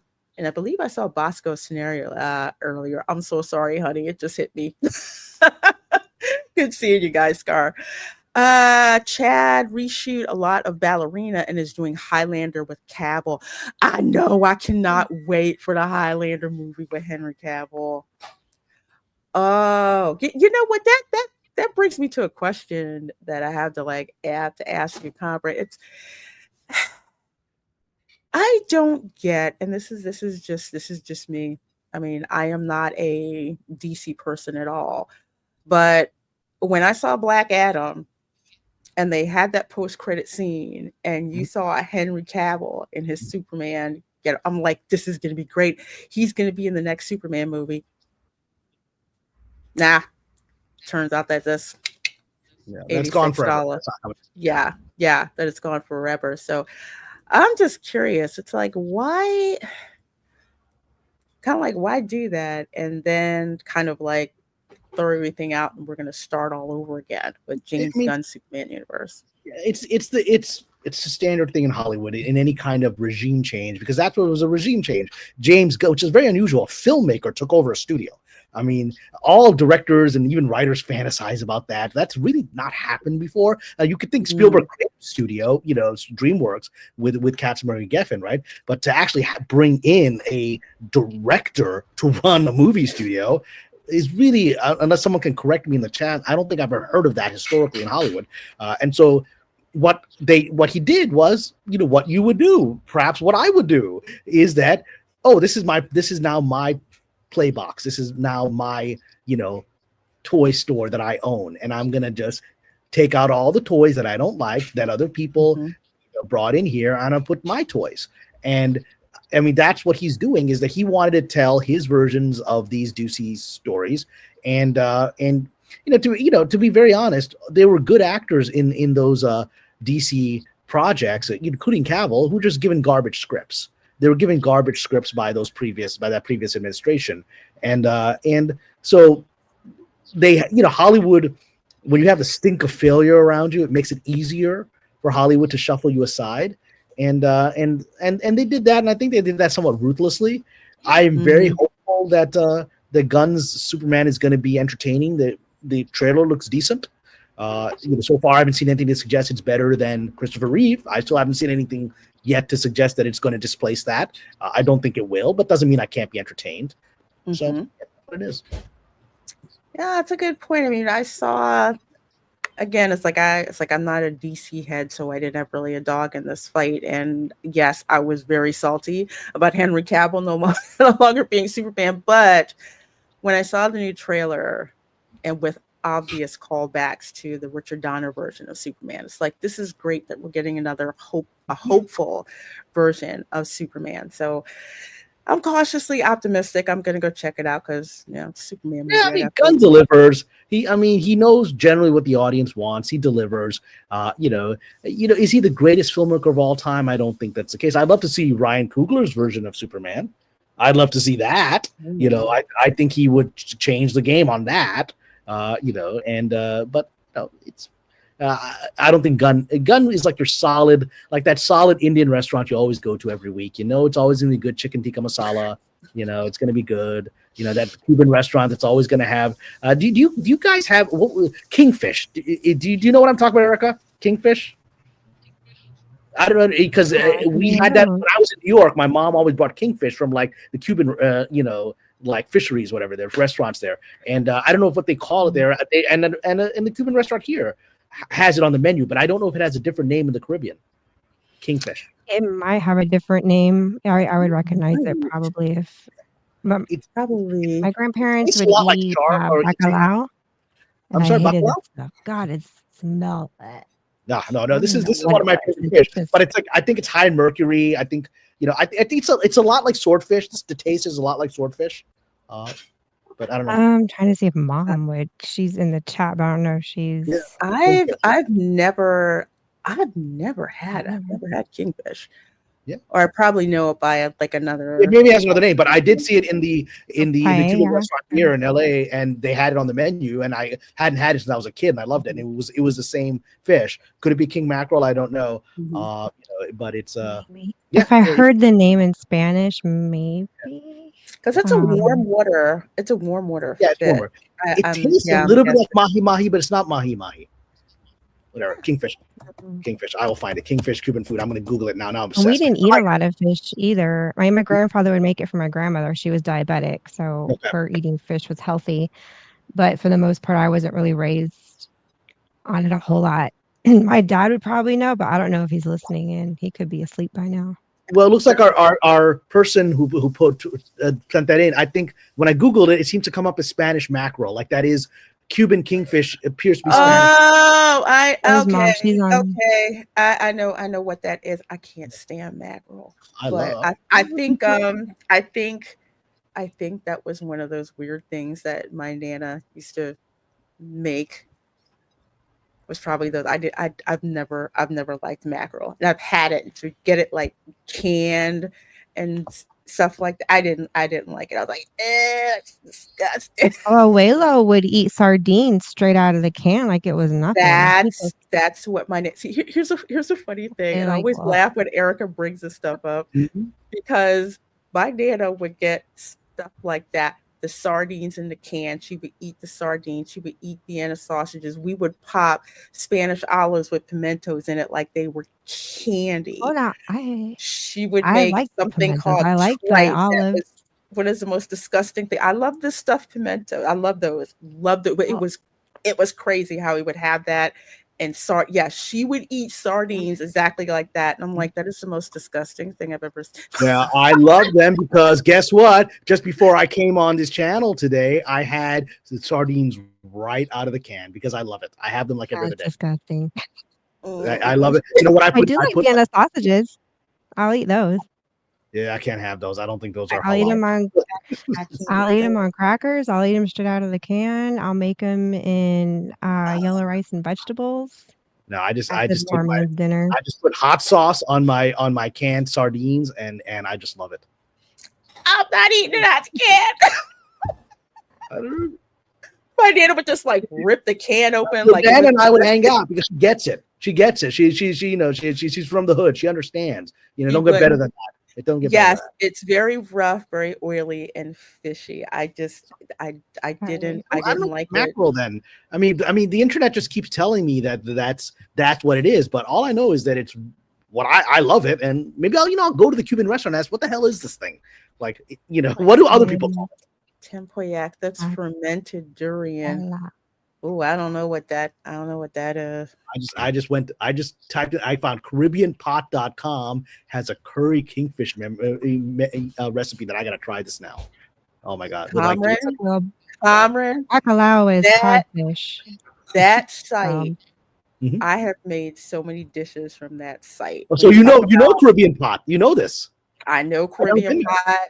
There's so many dishes, and I'm like, that's kind of like stuff that we used to make. Yes. All right, Caribbean Pot. Chris Della Rosa, callaloo soup. That's all. Callaloo soup is delicious.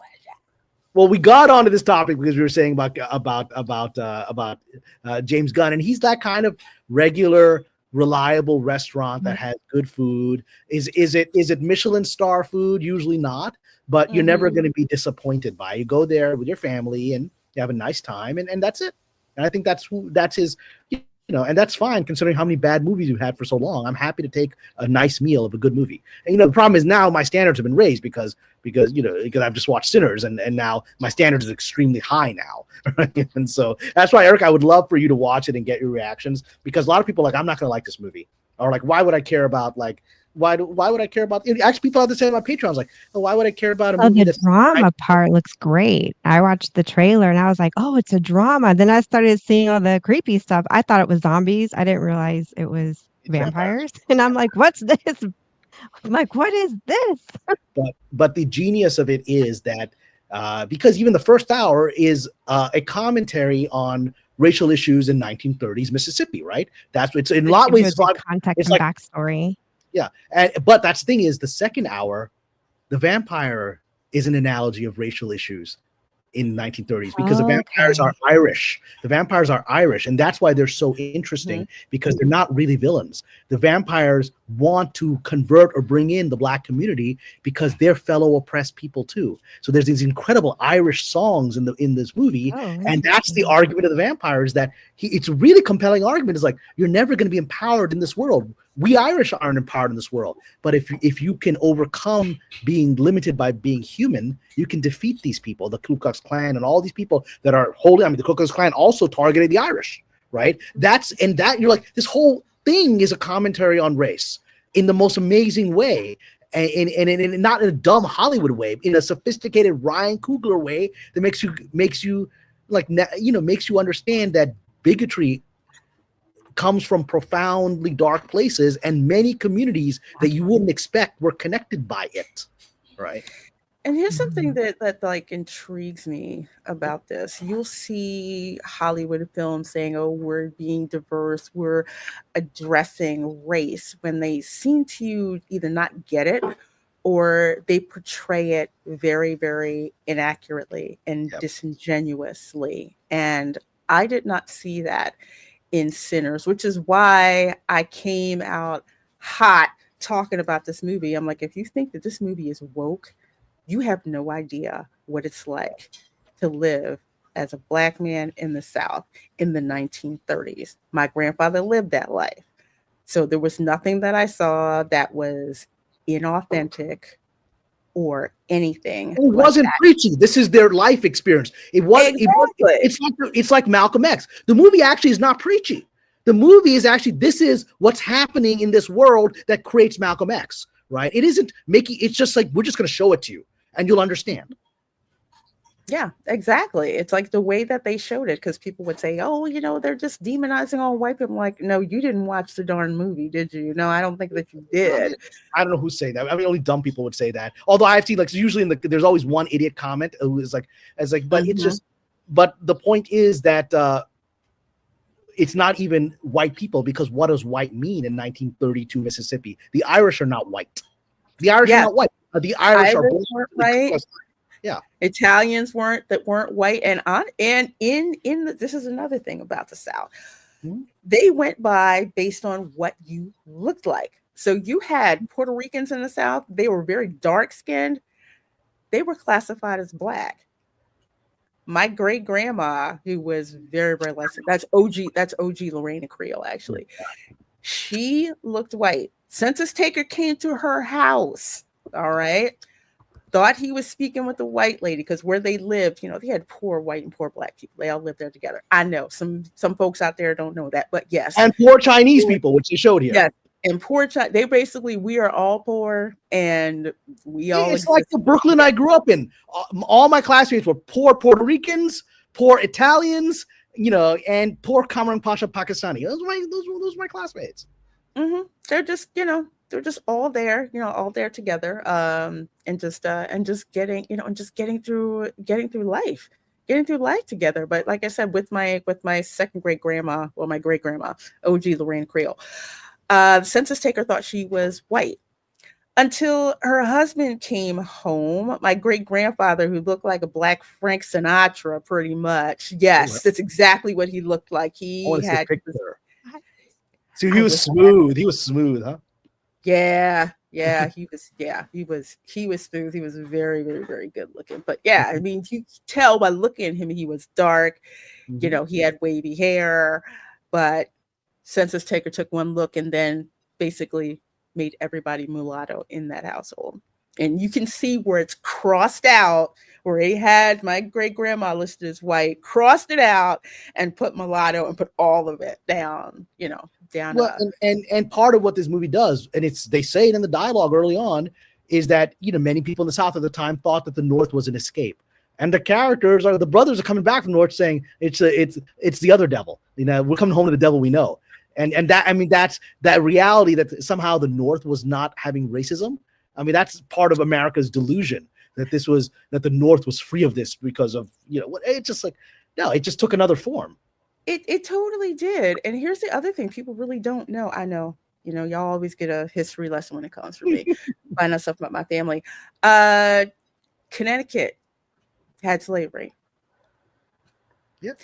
Not like it was in the South, because most slaves who were in Connecticut, they were mostly servants, cooks, stuff like that. They weren't doing field work or anything like that. You had people in the North who were pro-slavery. Why? You had the raw cotton that was picked in the South, raw cotton that was shipped up north to the cotton processed, processed into fabric to be shipped over to Europe. They were dependent on that too, but they didn't. Yeah, but they didn't talk. They didn't talk about that.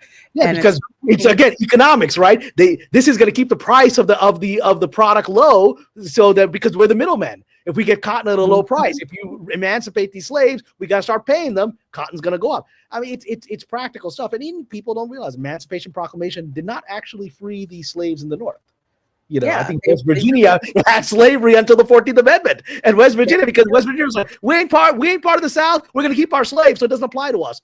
And I mean, it's complex.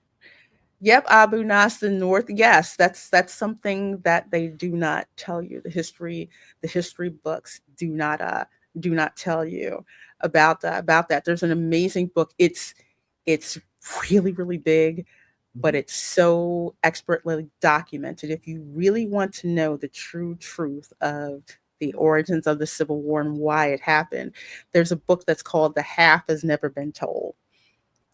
And it is, I think like 300. I got the audio book. Well, I have the physical copy too, but I got the audio book as well because it was so much information. And they go through that and see how all of it is tied together. They also talk about how in the North, because what happened in the 1920s was something called the Great Migration. My parents didn't do it. They stayed. They didn't leave until like the early 70s. but you had a lot of black people. They showed this in the Singers. movie. They Singers left. Singers went as part of that, and they went up north. They're like, you know what? You don't have to deal with the racist KKK. You can come up here and make more money. But what Smoke and Stack found out very early on is that while the North had more opportunity, the North also had a lot of prejudice at the same time. And that isn't talked about. Well, but that's parallel to Hollywood. Hollywood thinks it's all liberal and progressive, and and it is the most racist place I've ever been in my entire life. It is because I've been to places where I've experienced prejudice, but then you talk to people and you overcome their prejudice, right? Because then they connect with you. And actually, I think that's one of the characters of many Americans is they may have bigotries, lack of information, but when they connect with another person, they'll quickly overcome that, because I think that's really part of American culture. Not true in Los Angeles. In Los Angeles, everyone starts with a preset thing. We are liberal, progressive. We embrace all of you as long as you stay picking our cotton, right? As long as you stay in your lane and you don't cause, any issues. I have been called uppity.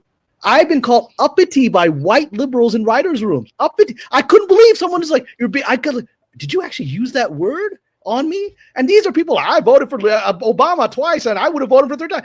And then they would use that word on me when they didn't like what I had to say in a writer's room. And they're completely oblivious to it. They can't even imagine.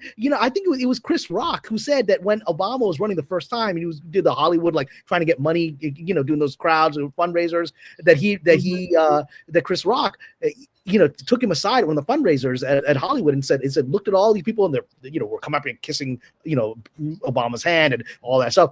He's like, Barack, I want you to understand, these are the nicest racists you're ever going to meet. They're the friendliest racists you're ever going to meet. And that's been my experience. Like I said, it's like I have a friend of mine who moved. He's a devout Muslim guy, and he worked in LA for a while. He's moved to he has a farm out, in like a rural area of Virginia. And he was telling me that initially he was nervous, that will my very white old school farmer, guys with guns who go hunting neighbors like the fact that there's a guy who's praying 5 times a day to Mecca in their neighbor. But he discovered initially they're like, well, who is this guy, right? But then very quickly their suspicion turned to curiosity, then turned to friendship, right? You could overcome that. You can't overcome that in LA because there's no acknowledgement that there is any sense. Like those people in Virginia were like, I don't know about this guy, but I want to find out. There was an acknowledgement that there's a distance, right? Mm-hmm. In LA, there's no acknowledgement because you're already universalist. You couldn't be racist, so you can't fix it. That's a very Kamran dropping these truth bombs from actual experience, in Hollywood, because you guys keep asking, why does Hollywood do this, that, and the other thing? That's why I called it HollyWIERD Explained. I have to thank Garrett Morris for introducing me to the term HollyWIERD. No, there's layers of weird that people aren't ready for. I mean, if you go to vigilantcitizen.com if you want to see layers of weird, if you want to get into Illuminati stuff in Hollywood, you go to places like that. Even most people in Hollywood ain't ready for that level of crazy. I tell you, it's something else. And yes, I put the link in here to this book, The Half Has Never Been Told. It is so exhaustively researched and documented. So the next time somebody tries to tell you falsehoods that Civil War was not about slavery, yes, it was. It was about the preservation of it, because folks were benefiting from it from the South, from the North, and also from Europe as well. Because when that cloth got sold, made into ready-to-wear clothes, got sold, you had European bankers who would write mortgages for slave owners in the South. And what did they use as collateral? Their slaves. Of course. Read that book, trust me. and again, because I don't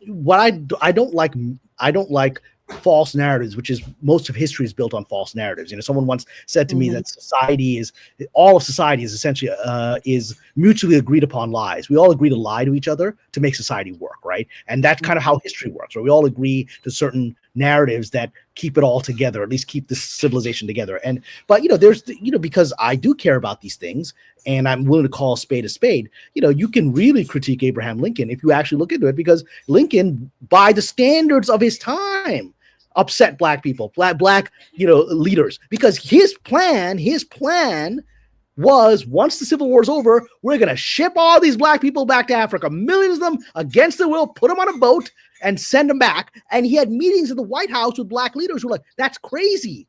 We've been here for 300 years. Africa is not our country, or it's not our culture. This is our home. You can't make us go there, sort of like the Liberia idea, right? But this would be like this. That was Lincoln's plan. And had he not been assassinated, he would have pushed for it, right? And he was a guy that knew how to be authoritarian, as we saw in as even the Supreme Court was trying to tell him, knock it down, man. You actually aren't a dictator, right? You can't actually do anything you want to do. But I mean, so one has to understand the things that Lincoln did, and when you understand the context of it, that as one friend of mine, African American, one of the most brilliant people I ever knew in law school, said to me, and he wasn't just some wokey liberal guy. He was more sort of a conservative African American, a little bit more in your direction, Lorena. And he said, by the standards of black people of the 1860s, Lincoln would have been considered a racist, because even the slave owners weren't saying ship them all back to Africa. That was no radical idea at the time. It's just like, you're messing with our money. No, you were not getting rid of our. Even the emancipation were like, we need these people to work, even if it's sharecroppers, we need them. He's like, nah. Lincoln was all about, these two cultures can't intermingle. We have to clean our country of this. I mean, that's kind of crazy, and it's fair to call that out as being crazy. Yeah, it's another interesting thing to read, because I've actually read them. A lot of the newspapers in the North that Frederick Douglass debated, because he had issues with Lincoln. So it's interesting to read all of that and see what was going on. And because Paulie, you are right on. I would rather trust somebody who I know is overtly racist, because they're not there's no pretense about it. I had this debate with someone who's like, they couldn't believe I said, I'm of the view, I don't think you should force people to hire people that they don't want to hire. I think you should let them reveal to the world that I don't want to hire black people, I don't want to hire Muslims, I don't want to hire Cubans, I don't want to hire Irish. Let them do that in a free market economy, so that people can go, well, I don't want to do business with this person, right? Because otherwise you deal with what I deal with in Hollywood, with everyone hires you and treats you like garbage because their hatred is hidden and they're being forced to do so by some DEI manager who they hate as well, right? And so it's like, and so you get in that situation and you're like, oh, you're not my friend, you're actually my enemy, but now we've all got to pretend to get along, right? Rather than knowing you're my adversary. Exactly. One other thing that I wanted to bring up, and Shinovsky brought up two things. I'm going to address really, really quick, because there's actually good points before we wrap up the show. Shinovsky, they'd castrate the ones they sold to the Middle East, so they'd capture more to replace them. The USA wasn't even the biggest slave buyer, or did it for the longest either. Korea did slavery for 41.5K years. I want to make the difference between general slavery around the world and the disgusting institution known as chattel slavery. Yeah, that was very unique to America. The Romans didn't do it this way. The ancient Romans didn't do slavery the way we did it here. No, that was basically separating families. Separate families. We're going to just take people from Africa. Yes, soldiers, basically the Portuguese are pretty much the middlemen in that. And that's what chattel slavery was in America. You'd have children with these women, and then you would enslave your children. We had slavery in the Islamic world, but we also had rules. I'm not saying slavery is a good thing in Islam or anywhere else. I'm just saying that it was very different from chattel slavery, as in your child was born free. If you had intercourse with a slave woman, your child was born free, and the child had the legal right to free the mother, whether you liked it or not, right? And so that's not what was allowed in the United States. And the idea that you could not allow them to be educated, I mean, that, everyone, including slaves, were supposed to be educated in the Islamic world. And so what we did would have been disgusting by the standards of slave owners, which aren't the most moral people in the world, right? By most historical slave owners were like, that's really crazy what you're doing in America, man. That's out there. It's like it's nuts. And also the other thing about America, we'll say America, the 13 original colonies that rebelled. Now the area where my family's from, like Spanish Florida, Spanish Louisiana. In Spanish Florida, especially in the Spanish colonies in general, governed by laws known as, I think, the Siete Partidas, which basically had this thing called cortación. What that was is that was a set price that as long as a slave paid that price, they were free. It had to be accepted, and it was codified in Spanish law. Some folks didn't try to abide by that. And actually, my 5th great grandfather got sued by one of his slaves because he didn't want to accept the cortación, because he wanted him to stay with him. He basically ran everything. And that's a mechanism that was in the Spanish colonies. No such thing existed in the English colonies. So there's like a difference. Was it better? No, it was just different. There was a way out of that. Where in English law, there really wasn't a way out of that. And I don't think in French Louisiana there was a way really out of that either. That was unique to the Spanish colonies. And for folks, I'm thinking I'm making it up, go watch a telenovela called La Esclava Blanca. La Esclava Blanca. Okay, I like that title.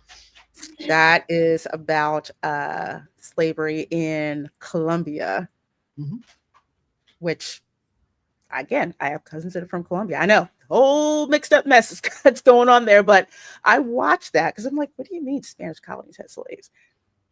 Yeah, go watch that. It's actually it's a really good telenovela, pretty historically accurate for the most part with that. And one more thing I want to talk about.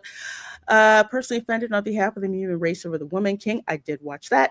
Turning one of the worst slaver nations into heroes. Well, that's because you had a couple of blue-haired white women writing this. Yeah. And rather than point the finger at the fact that you had, I think it was the Dahomey Nation, who had a vested interest in slavery and trafficking their own people. Yeah, they were major sellers in the African slave trade to Americans. So yes. Yes, because they basically had diplomatic relationships with the Kingdom of Portugal, Court of Portugal. Yeah. So they also had, families or people from the royal family who would actually be sent to the court in Portugal to be educated. Mm-hmm.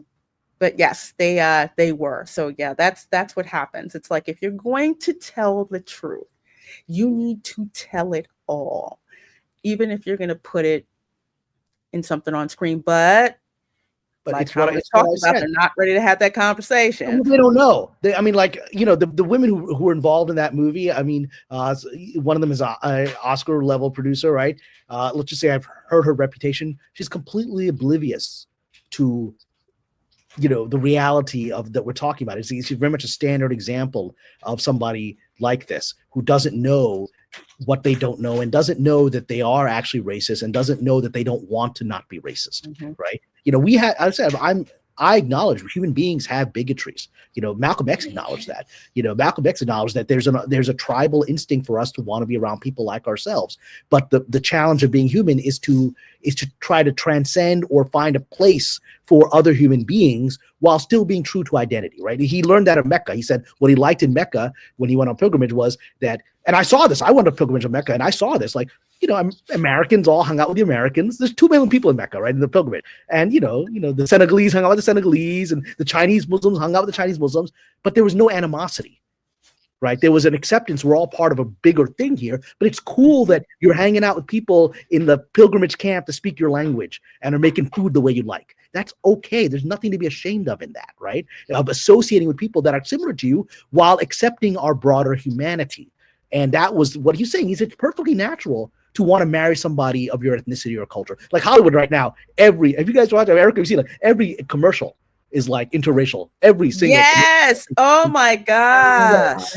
It's like you can't have Mhm. two white people, you can't have two black people, you can't have two Chinese people. There's always has to be. And the thing is, you can never, and there's never a white man in any of them. It's always a black man and a white woman. You Yeah, know, we've an noticed that too. an Asian man and a Latina. I mean, you just can never have a white man anywhere in these things. And it's again this nonsense, because who's making this? It's from largely white people making these and to feel good about themselves, right? White people that tend to hang out with fellow white people at their same synagogues, right? That's LA, right? And they're not intermarrying for the most part with other cultures, right? And they're telling the rest of us you have to, right? So I mean, it's just come on, man. I will say, I just saw a commercial, I want to say yesterday, and it was, first of all, a white guy dancing to rap music. And it was like one of those 90s bangers that everybody has heard. And he's in the kitchen and he is literally dancing to this music. And he turns around, he stops, and his wife looks at him, and his wife is black. And she starts dancing with him. Now, that was actually funny because it was one of those tracks that everybody was dancing to. So that was There's actually authenticity refreshing. there. Exactly. There was authenticity with that. Well, in my favorite scene in Sinners, I'm gonna give a little spoiler. My favorite scene in Sinners is when the vampire leader, who's Irish, and he's got now a lot of people that he's turned into vampires, black people in this community that he's vampirized, right? And they all start dancing to this Irish jig and this incredible song. And you can't sit still in the theater. Your body starts moving because the Irish song is so good. Rocky Road to Dublin, right? And it's just like, and these are black people doing the Irish jig, and it's incredible. But again, it felt authentic in this situation. The vampire has made them all essentially his mental controls, right? So these are black people who now know Irish dance from 100 years before because they're part of a hive mind. It works. Exactly. It works. Well, the last thing I'll say for tonight, hi, Sage. You have an interesting statement here. Hollywood is dying, but we seem obsessed with trying to save it. I think this is because we have a toxic relationship with the media. We need it for our entertainment and hope it changes. What are you guys' thoughts on this? This is a very interesting statement. Thank you, Sage, for providing this. Because I talk a lot. I want to let I want to let other people talk here. So, what do you think? I'm here to hear you more than anything. Shut up. So you have to actually. You can't be this feminine Latina that doesn't. You have to now tap into your Moorish heritage, the fire within you. It's there. Tap into it. On occasion, I tap into it. Ask Lorena. I think I may or may not have demonetized her channel once with an F-bomb. You got a little bit of that Moroccan flamenco vibe. Oh, that's okay. It happens. Let's bring it out. I want to hear your perspective because it's a very interesting question. Just hearing everything and just with my own life experience. And this is getting outside of some of what we're talking about. We are in a battle of good and evil. It's not going away. It's always going to be here.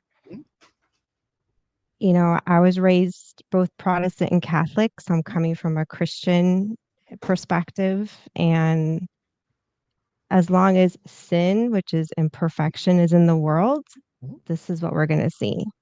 It shouldn't be shocking. And in the long and in the grand scheme of things, it will eventually get worse before it gets better. So there is a level of expectation that it'll get better. There'll be points where it'll get better. But in the long run, it is just going to get worse before it really, really gets better. Having said that, I take Hollywood. I was raised. You have to take it all with a grain of salt, all of it. But I also have a family who came from communism.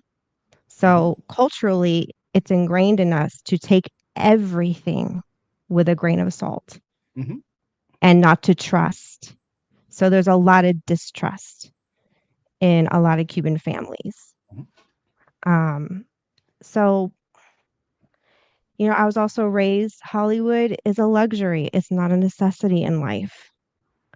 And this is something I kind of wish Hollywood would understand. They need us more than we need them. Because at the end of the day, I don't have to turn on my TV. My heart still pumps. Our survival is food, shelter, and clothing. It's not Hollywood. I don't have to turn on the TV. And most of the time I don't. I sit in the house in dead silence because I love the silence. And if I turn on any noise, it'll be soft jazz in the background. But I really don't watch a lot of TV. And then I got the YouTubes, I like watching my content creators, supporting my friends that are in this space. And that's pretty much the extent of my entertainment. But yeah, I guess you could say there's a toxic relationship with media. I mean, but there again, it's the battle of good and evil. You have to pick and choose your poisons in life. Mm-hmm. If you have a moral issue with something, don't watch it. That's all I really have to say. Well, you said a lot. This is what happens when someone who sits there quietly opens their heart, right? So thank you for that, because I think it isn't outside the realm of what we're talking about. It's actually going down to the foundational roots of the things that we've been talking about. And I thank you for that, because I work in this industry and I've often said this kind of thing, which people don't want to believe, that there actually are evil people in this industry. There are people that are fundamentally, it's not just that they're materialistic and they want to make money and that's all that matters. That's a kind of normal day-to-day human evil that we're used to, right? There are people here that are on a whole other plane. And like you, I'm a religious person, and I've worked with people, and I've been at least on the fringes of seeing into a world where there's real darkness, there's occult, there's stuff. Right? For an industry that pretends to not believe in God, they believe in gods. They certainly believe in gods, and not just the god of money. They believe in things, right? And so, and there is a dark occult element to this town. So the idea of there being real evil here is something that people have tremendous difficulty grasping, when the reality is that someone like Harvey Weinstein is the most moral person at that level of power, right? And is the fall guy for the others, so that what they're doing can't be looked at more closely, right? When you understand that, you understand that this is actually good and evil. So with all of that said, I want to now just address something about the nature of storytelling, right? Because, I was a religion major in college. I studied the world religions. I happen to be a practicing Muslim, but I've studied all the world religions. I treat them with respect. I try to understand them on their own terms rather than from an outsider's judgment. And so that's something that's very important to me. And I've studied religious storytelling in Christianity, Hinduism, Judaism, all of these religions, right? And I use that. I actually teach. I taught at Penn State University last year, and to a lot of private consulting clients on my Patreon, I teach them screenwriting. I'll give them consulting on their scripts. I just did that today at lunch. I met up with somebody who was struggling with a script, and within 5 minutes, I was like, this is what you have to do. And she's like, how did you solve that? And I told her this. This was just today. I told her, I said, I solved that because that's how biblical stories work. That's what I told her. I said, the problem you're facing is if you understood how the story of Jesus is structured in the Gospels, you would understand why certain stories are compelling. And the way you're telling that story isn't compelling because it's not structured the way biblical stories are structured, right? And she was shocked by that. But I said, so storytelling, in my opinion, is a primordial act. It is the closest act that we have before religion becomes formalized and takes form of religion, right? And again, I'm not saying that the truth or not truth of any religion. I'm saying that the human process of a religion coming together is through storytelling, right? It is through an inspired figure, or someone believes a divine figure. It is a figure who then relates, like Jesus does that in parables. He does that through storytelling, right? Yep. And so and he understands that that's going to be more effective than giving a moral lesson. If you give something that's a little story of a boy who leaves his home and acts badly and then comes back and is forgiven by his father, right? That's already, because of our human understanding of relationships, that story tells us many layers of lessons that is not necessary to. And the model was, you get it, right? That's why he used parables, and that's why religious storytelling creates civilizations. And so, what Hollywood itself still try, and there's not a lot of us. My closest friends in Hollywood Are actually not Muslims because there are almost none of us here. They're all getting their asses kicked, right? They're all looking at me like, "Can you help me?" I'm like, "Brother, I'm trying not to drown myself." You, they don't want me here. And I got all these Muslim mentees who are like, "I look up to you." I'm like, "Look up to me. I'm broke," but whatever. And so, but my closest friends are actually devout Christians. They exist here in LA. They exist here in the industry. They're as isolated as a devout Muslim is, right? And my closest friends in LA are Christians who take their faith very seriously because they're forced to sit there and swallow when the atheist showrunner makes fun of Christianity. I've sat in rooms where the atheist showrunner will mock parts of the Christian religion, and the Christian writer has to keep their mouth shut. They're going to get fired, and I end up being the one that I'll give you an example. On one show I worked on, the showrunner, without any caring at all, because there was myself and a friend of mine who was a devout Christian on that show, was in the writer's room. He just happened to say, Jesus was a false Messiah. And the Christian writer just had to keep his mouth shut. And, Jesus is very central to Islam. We call him the Messiah too. We have a different understanding of him than Christians do, but he's still the Messiahism. And I didn't like that. And I'm an idiot, so I don't care about my job. Like, this guy wanted to keep his job, so he kept his mouth shut. So I said, well, it's all how you define Messiah, right? False Messiah by what's your definition? Your definition as sort of an atheist Jew is this, right? That's not how Christians define Messiah. So Jesus matches up to that. And certainly that's not how Muslims define Messiah, and Jesus matches up to our version of Messiah. I said that, and that irritated my boss. But I had to defend the Christian, right? I had to defend the Christian because he couldn't do it.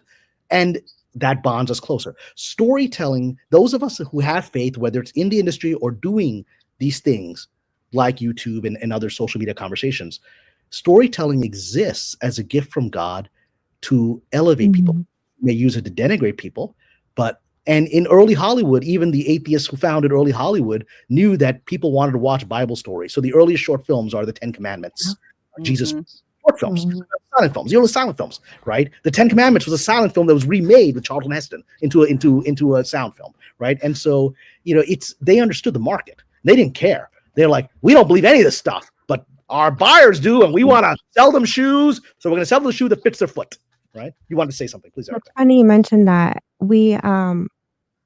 We toured a castle out here. It was Kokum Castle, and in one of the rooms, it had tiles, and each tile told a biblical story. And the tour guide was explaining to us that even the servant, like the help, you have to understand, Kokum Castle was built, I think, in the 1500s, was it? Or was it early? I can't remember. It was in that Renaissance medieval era. And even the servants, because they couldn't read, they were brought into, like, the children were brought into this study, basically. And that's how they learned about Christianity, was through pictures. These pictorial stories, yeah. And so there's a lot of imagery in Christianity, a lot of like your poor people often couldn't read. So it was storytelling. It was oral tradition is how people learned. And eventually, like even nowadays, how do you teach a child? Picture books. Of course. Or now we got video, we've got screens now, But it's imagery based. It's imagery based. Yeah, imagery based, exactly. But what you're linking is that storytelling, in my opinion, was created by God as part of the human condition, which is a reflection of the divine. Because one way to look at the cosmos is a divine story. It's God, the great screenwriter, and we're characters in the screenplay that God is writing. That's one way to look at it, right? And so we are actually seeking to emulate our creator when we tell stories, right?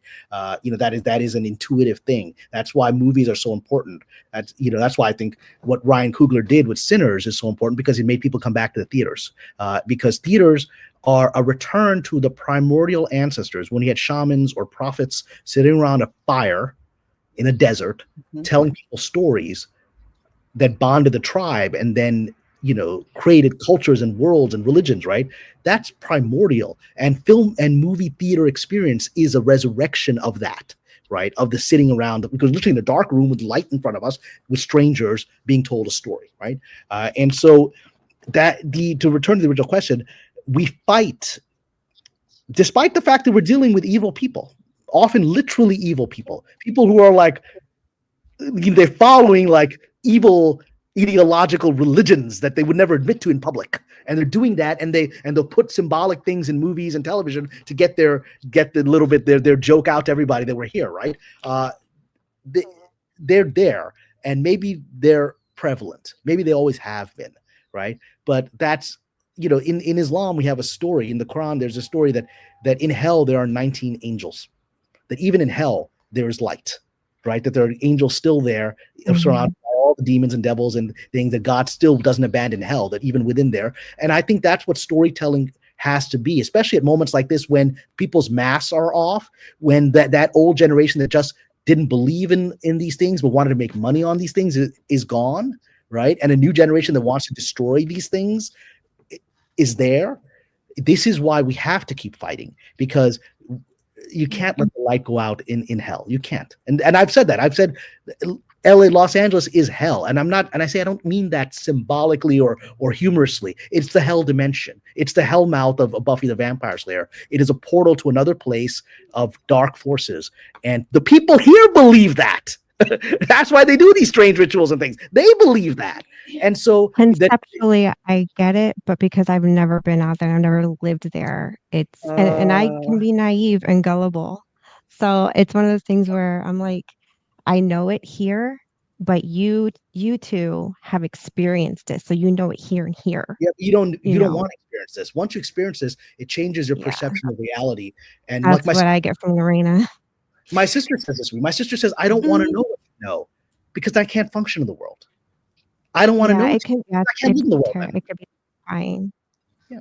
And yes, I will have to wind up doing this. I mean, because you hear me say repeatedly, I left LA completely different from when I went. Mm-hmm. And like when people would say, oh, do you believe in ghosts? I said, I do not believe in ghosts, but I do believe in demons. And why is that? Because I've lived in LA. I've been around people where I'm just like, you sincerely believe that, don't you? Just like I can't, I'm hearing it. I'm hearing you tell me this, this is what you engage in. Like so many people who want to use tarot cards and they couldn't understand. I'm just like, no, I don't mess with that. I would go places, and I kid you not, I would have like some of these fortune tellers or tarot people who engaged in that stop me. I would be like at the mall with my kid, Sherman Oaks Fashion Square. I'd be there minding my own business, and they'd walk up to me and they're just like, I'm just drawn to you. And they are magic the lights. They are. Yeah. And they're like, I'm sorry. What did Kamran what you said? The dark is magnetized to the light. It's literally, it's what Sinners is about. It's literally what Sinners is about. That the vampires are drawn in by the light of the music. Yeah, okay. They're just like it hit me personally, and I can't go into it, but okay. I know it was. I mean, I haven't explained it like before, but it wasn't like a one-time occurrence. It was something that would repeatedly come out, and it would be someone who was dabbling, in the tarot or stuff like that. They're like, oh, I want to read your palm. I'm like, no, you're not going to do that. I have a question for you on that, Lorena. Did you in return ever get the feeling, getting to what Kamran was just saying, like a magnet was trying to pull you away from, let's say, God? Did you ever feel that in return, encountering these people? I didn't feel it that way. I felt like the other way, like I needed to get this person away from me. It's kind of like, why are you approaching me? I don't know you. Why are you saying these things, revealing these things to me? I just felt like I couldn't get out of there fast enough.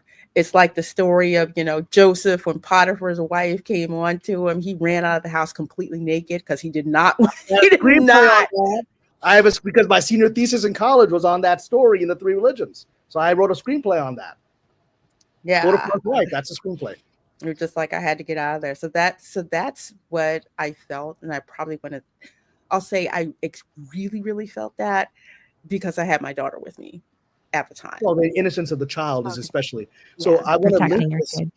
So I think Lorena, you know, Erica wouldn't know this. So I've been working on a project about young Marilyn Monroe. It's about her life before she was Marilyn, when she was Norma Jean, and her life that Hollywood literally erased. Like Erica, you may not know. I don't know how much you know about Marilyn Monroe, but even her fans mostly don't know that you know, she actually had a first husband that was a normal, nice, good, religious Christian boy that she married, who's her next door neighbor, who saved her from the orphanage, and they lived happily for 4 years, you know, and in Van Nuys and then on Catalina Island, and she had a good, stable life.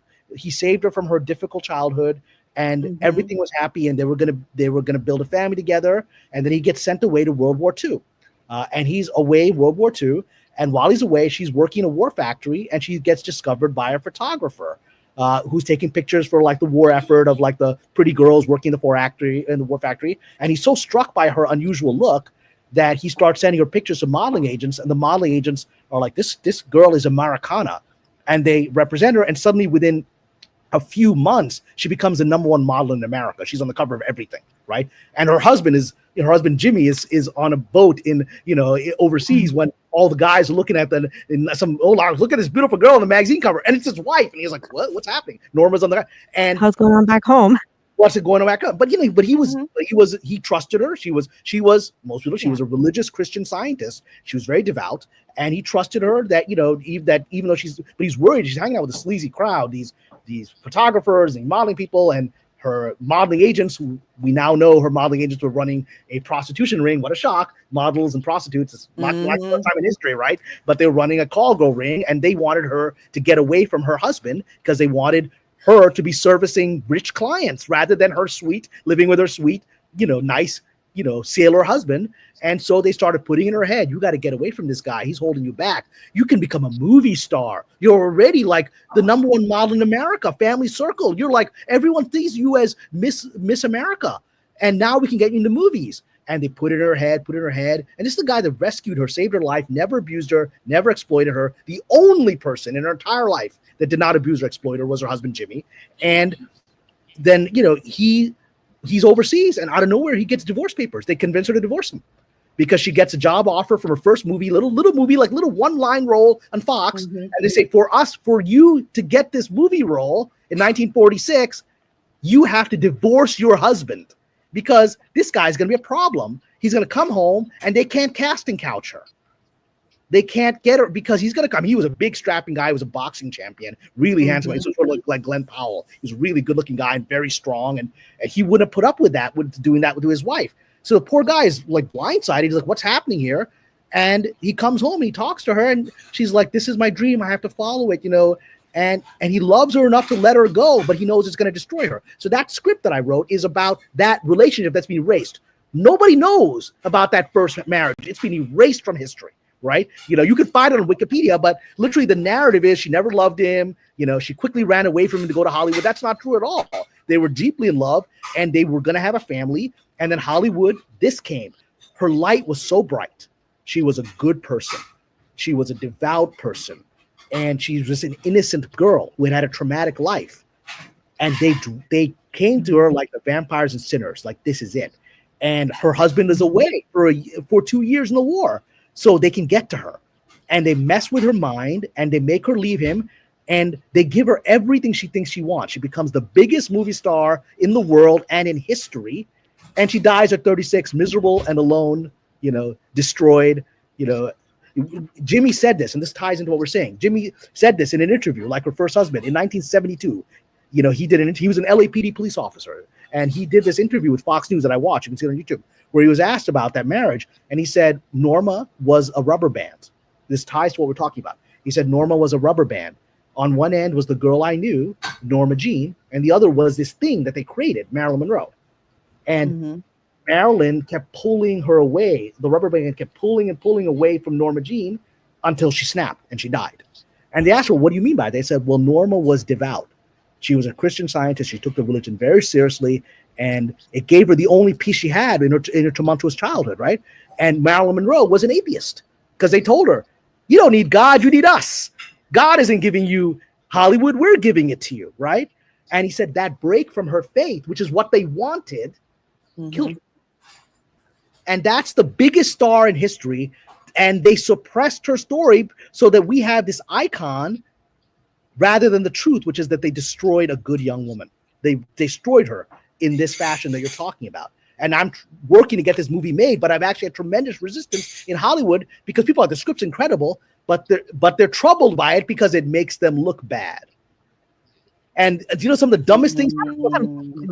But they've made movies that already make them look bad, like Judy Garland, for example. But this is different because it was a made-for-TV movie, but they did a whole thing on her. They did, but Marilyn is a whole other level of creation that they did, right?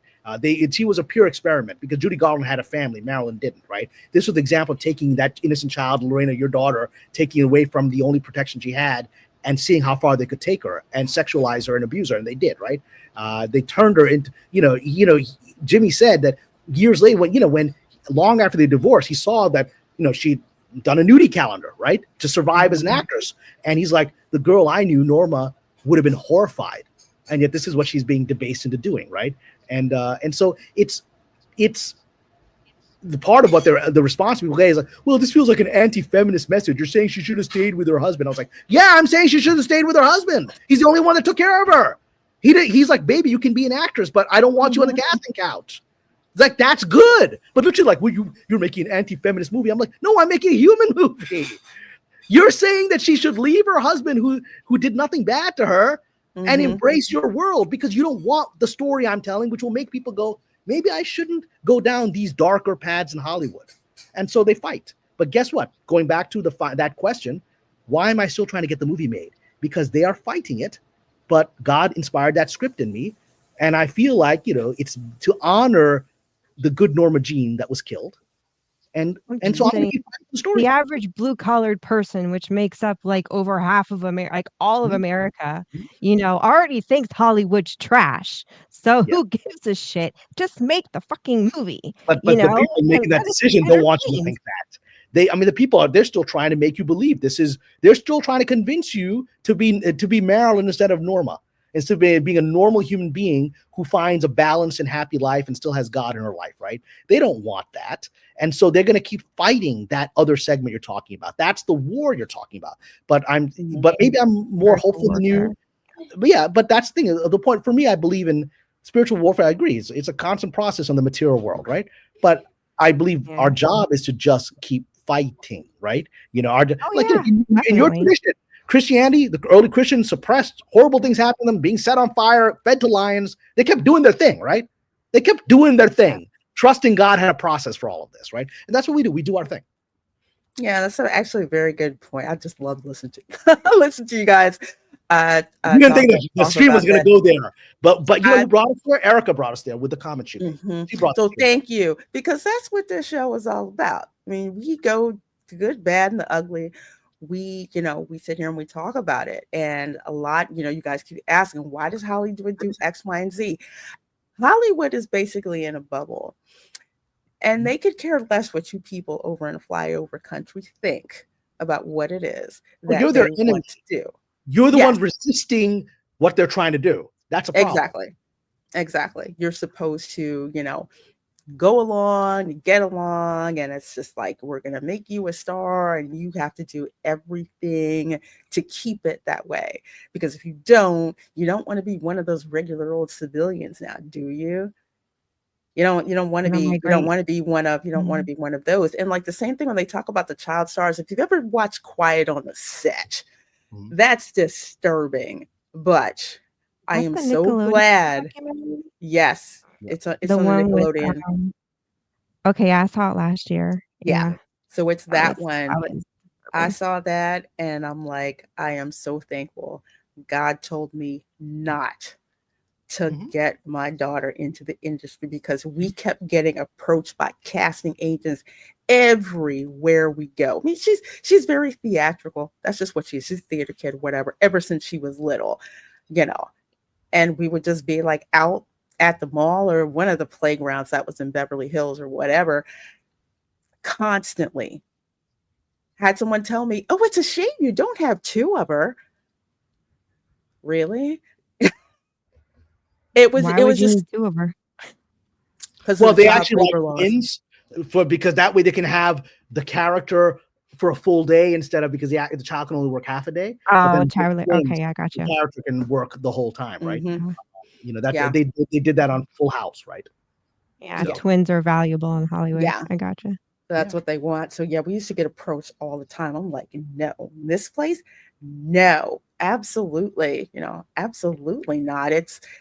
And Kamran is 100% right. It is different out there. I mean, it's probably one of the reasons why I had to leave. Well, I think if I didn't have any children, I probably would have stayed longer than I needed to. But here's the other thing about entertainment. And this is why I get on a lot of Republicans about this. If first of all, if you're not following Clifton Duncan on Twitter. Oh yeah. Well, he's a friend and he's incredible. You need to follow him. Because one of the things, and this is why I really get irritated when you have, I call them woke right idiots, like the Matt Walshes of the world, Daily Wire. I will lump them in there too. Yes. I would happily lump them in there, and I think they've been so yeah. Yeah, this is not a surprise. If you follow me on X, I call them out all the time. They talk trash about HollyWIERD, but don't want to do the work to really fix HollyWIERD. Oh, but even worse, Lorena. And I've seen this sadly amongst YouTubers as well. And Erica, I think you're a bit newer to YouTube. It's an interesting place. You're going to meet a lot of interesting people here. Not everyone knows what they appear. I'm a virgin and very much a newborn to this. But I would stick with whoever Lorena says to trust. Not everyone's. I've been on this now for 3 or 4 years, and I've had some interesting journeys. But it's on YouTube, especially the sort of basement version of these characters that Lorena is referring to. It's not just that they talk about how bad Hollywood is; they mock art. Yes. They mock themselves. They mock the process of acting, of writing. They think that's degrading or cheap because first of all, they don't have any creativity. They can't do it themselves. This is what Clifton talks about. Clifton talks about how, because he's a black man from the theater in New York, right? And he didn't ever consider himself a conservative, and how he was bullied out for just being a normal person by liberals made him think maybe I am a conservative. I didn't realize. But his point is that even on the conservative side, he's constantly fighting people who are mocking the very craft of art, like, ooh, you actors, you're just little babies who are doing this to basically play like children, and you can't be adults. It's like, I've taken acting classes. I, as a director, have directed actors. That is the hardest art, in my opinion, to actually do that. And but yet they watch television and movies too, as they're writing this stuff. They're consuming it, and then they mock it. And why are they consuming it? Because they're drawn to it. Because art, like you talk about storytelling, all of these forms of art, are, in my opinion, as a spiritual person and a religious person, they're from God. God is giving us these things to express because he is creative by nature. He is the creative force. He's the creator. And we reflect that with creativity. Whether we use that creativity for good or evil is the choice we're given. But right, exactly. Suppressing art is the destruction. It's the destruction not only of the art itself, but what it is, it's the destruction of the civilization, because artists are the geniuses of a civilization. They're the ones that imagine things that don't exist yet, right? Leonardo da Vinci imagined the submarine and drew it, and imagined the helicopter 400 years before it was possible, right? Artists, Jules Verne. Yeah, Jules Verne saw the world 150 years before it happened. Artists see the world and they point us towards it and get us on that path. When I was from my own cultural point of view, when the Islamic world was the center of art, which is all the way up to about the 16th, 17th century, like the Taj Mahal, that's Muslim creation. The guitar is a Muslim creation. Guitar is from Islamic Spain. Alhambra. I mean, when Islamic culture for 1,000 years centralized art as its identity, right? And then in the 1700s, you saw the rise of sort of fundamentalism and what would become the Saudis and stuff like that. And one of the first things they did was denigrate art as sinful. It's like the iconoclasts of Christianity that were hostile to like you talked about, the pictorial imagery you talked about that was influential children. They'd be hostile to that. They there were Christians that were considered that idol worship, and they destroyed a lot of those. That was the iconoclast movement, right? And so Muslims have our version of that. They still exist, right? Saudi Arabia, those are those guys, right? And so and right when those guys started spreading into the Muslim world that art and music and singing and dancing were forbidden in Islam, they're not, but they believe that and they spread it. Muslim culture's genius started declining from being the guys who are, naming all the stars and doing all the science when Europe is sitting in the high seas. It reverses once you start believing art is sinful, and that's what these YouTubers are telling people. The art is they're degrading it, and that is to me devilish. That is devilish because they're dumbing down their people to be taken over by the very people they claim to hate. I tell you, that is so true. And when people try to denigrate art, I always like to bring up the Renaissance. So I'm glad you brought up Da Vinci, because Da Vinci was not only an artist, he was also an engineer. And those two just like paralleled each other. It's not a coincidence that 90% of engineers or scientists have learned a musical instrument. We weren't really into, the visual arts or stuff like that, but definitely when it comes to music, because music is actually math. And music, there's some kind of translation that goes between the two. It is uncanny. Every time I tell people music is the word. Like when Christianity have the ideas, in the beginning it was the word. All of our religions have the idea that God created with a word. In Islam we say kun fayakun. God says be, and it is. So the word, and what is word? Word is vibration. What is vibration? Vibration is music. Music is vibration, right? And so it's the beginning point of creation.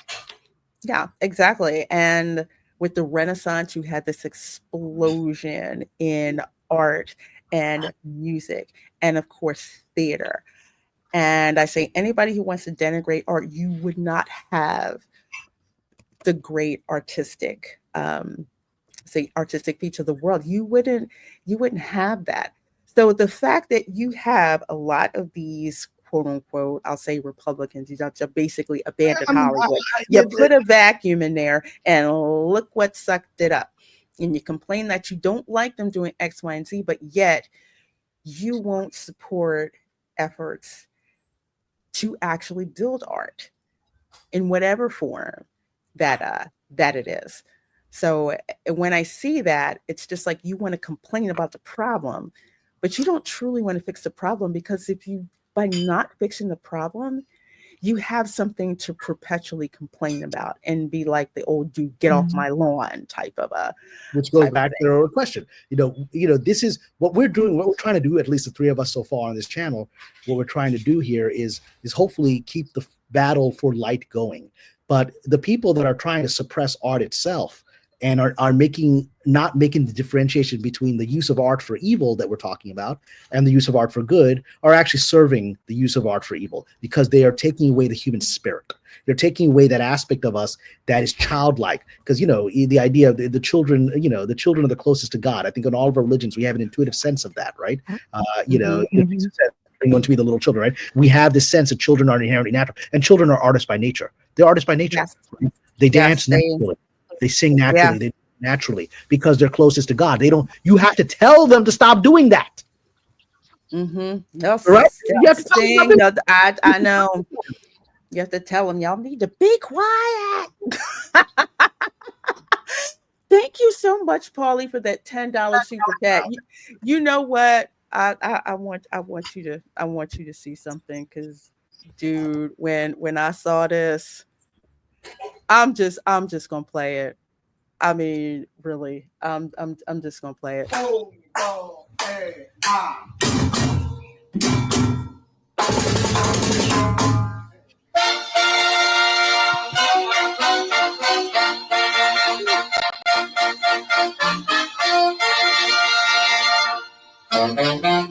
love Instagram.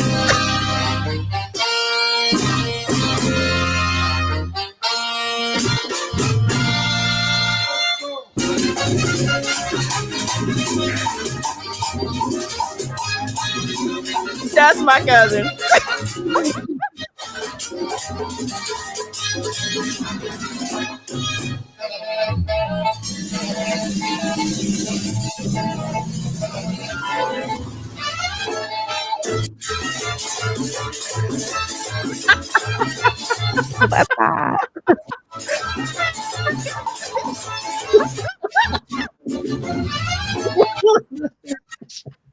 So now you know my guilty pleasure. I go on Instagram and find, because again, I love music, and I go on Instagram and I find anything that bridges science fiction and pop culture with music. But that was freaking brilliant, which is why it's in the intro. But that captures Latinos are an artistic culture, you know, inherently from both the indigenous cultures, Spanish culture, and I'll take it, the Moorish culture, which melded with Spanish culture, the flamenco, the guitar, that's all Moorish, right? That became part of Latino and Spanish culture.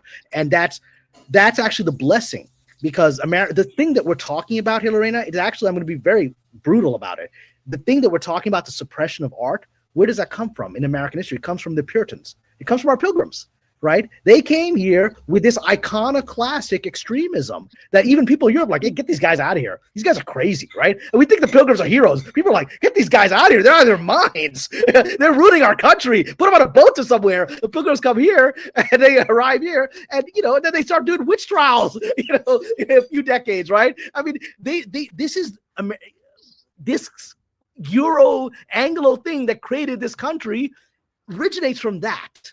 And without the Latinos, that's why I'm like, all you people that are like right now, even all these right wingers are kind of unhappy. Latinos are, even they're unhappy. Even the conservative Latinos are increasing. They don't. I mean, and I was like, dude, they're gonna save this country because you guys are so goddamn dry.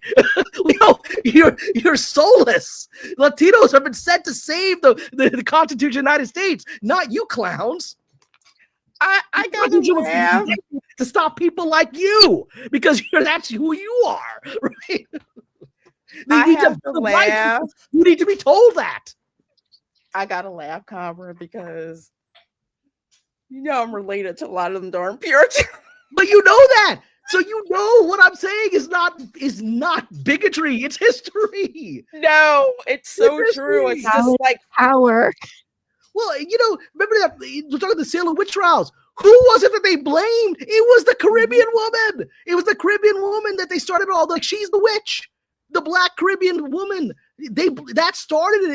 Is the bitchy mean girls, teenage girls started blaming the Black Caribbean woman, right?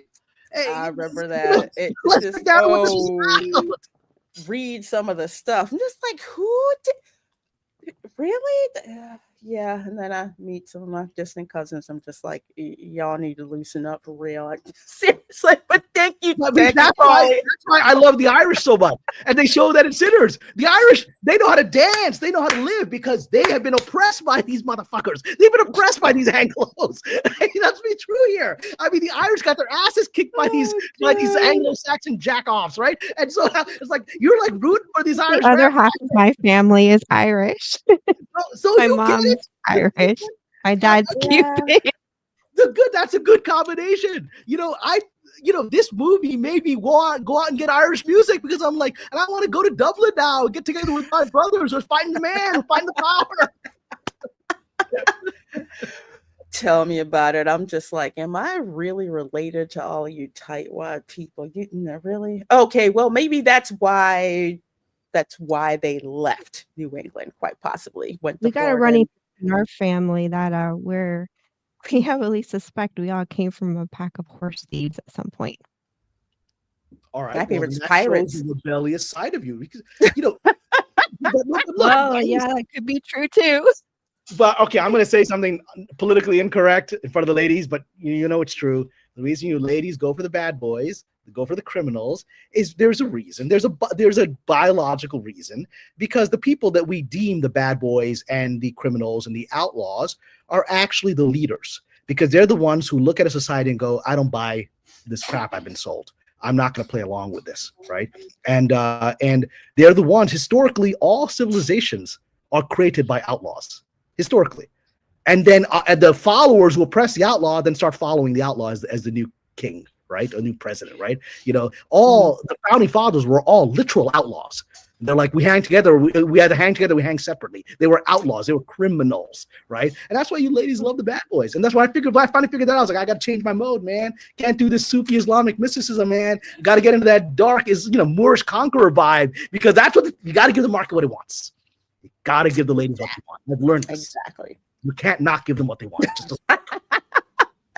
Polly says, hola, Lorena, Erica, and Kamran. Want to shout out Romy Diaz's new comedy now on Tubi, a little family drama. Your audience will love the flick. Viva indie film. You know what? I think we channel members are going to watch that together for this month, because you have to watch it. I saw the trailer. I was in stitches. I love movies about crazy families. I saw this in the theater. It is laugh out loud funny. I just went there to support, Romy and Paulie, their friends. So I said, look, I'll come, right? I didn't expect it to be good, to be frank, because I was like, whatever, it'll be fine. Just my friends are doing it. I was like, I couldn't stop laughing, and I loved it. And these aren't major, massive stars, right? These are working actors, and it was so good. And I was like, this is my Pakistani family. I get it. I get the craziness of this family. It's my family. Yeah, every time the Latino mom yells, I'm like, oh my God, it's my grandma's voice. Gee. To say this is our problem with our Puritan friends, man. You're boring families. That's why you guys don't have family structures. You leave your parents because you're all repressing each other instead of fighting with each other, which is how a family is bonded, right? Exactly. It's like up north, that's what, if you ever seen Designing Women, Suzanne Sugarbaker says, unlike the North, we don't hide our crazy people. We bring them out for everyone's entertainment. She's so right. She's right. And that's what keeps a culture being sane. It's why, look at the irony of history. It is why the South is now rising. It's why people are, the liberal elites of the coast. Everyone's fleeing them and going to Georgia and Texas, right? They're like, I'm out of here, right? Amazing. The very part of the country that we have vilified for a dark part of its history, right, is also the place that, because he was able to be honest about all of it, right? And like we see in the movie Sinners, it's straightforward about what's happening. It can then evolve. Oh, awesome! Wow, Paulie, that would be great for my channel members. I will keep in touch she's wonderful. Let you know the date. Yeah, Romy is awesome. She's so amazing. And let's see, K Reverend Wolf. Oh, thank you. You guys are just blessing my channel. I appreciate it so very much. K Reverend Wolf for $5. You know what? I'm gonna give you something to watch here too. It's just been an absolutely lovely day on Instagram. Remember, save business cards of people you don't like. So if you ever hit a parked car accidentally, just write sorry on the back and leave it on the windshield. Until we meet again. Remember. I love Skeletor, y'all. Skeletor speaks the truth. Skeletor speaks the truth. He never lied. Nope. Not at all. He-Man's lying. He-Man's pretending to be somebody he's not. Skeletor never lied. No. That's why Evelyn clowns him so much. But anyway. Yeah, he's the outlaw, right? He's the outlaw. He's the outlaw. All right. On that note, I have to ask for forgiveness. I actually have to go. My mom's getting dinner ready, so I got to go. Oh, my goodness. Well, thank you so much, Kamran. I appreciate it. We've got to have you back. Got to have you back on the channel. Hopefully, we can make this fun. I love this. You and your husband have a channel. I'm going to throw my personal email in the private chat. Drop me an email. I'd love to come on sometime. All right, got that, Erica. Okay, nice. Love having fun on your channel.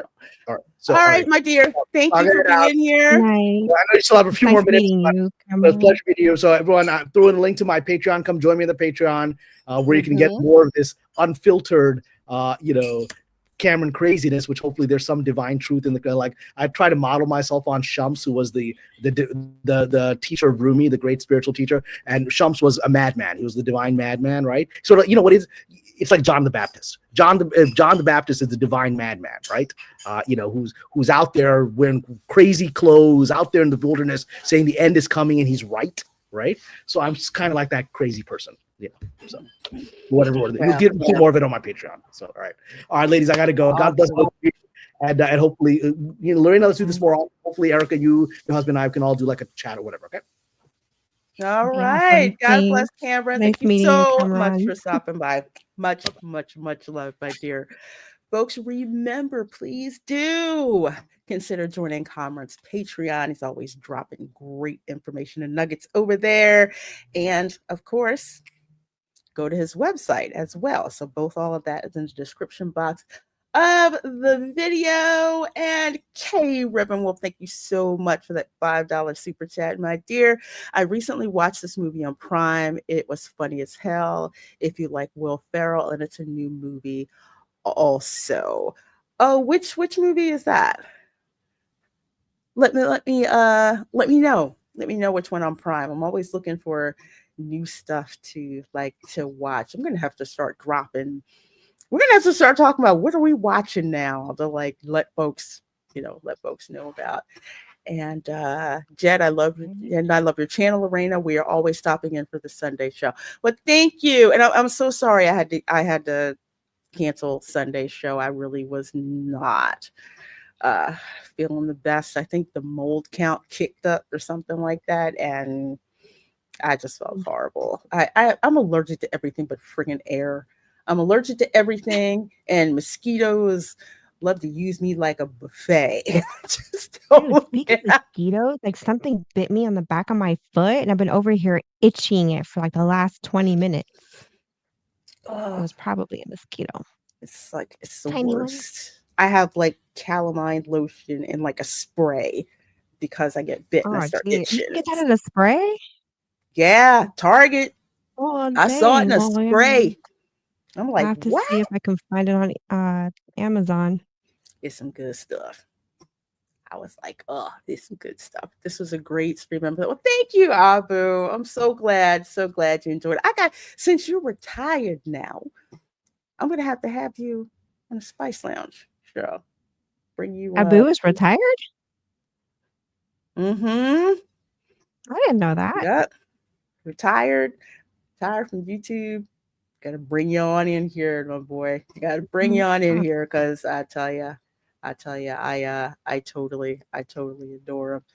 Speaking of that, I'm gonna let y'all see this last one before we wrap up, because Abu is known for, not realizing I was black in that clip, but that is not the one that made him famous, though. This is the one that made him famous. Oh no, here we go.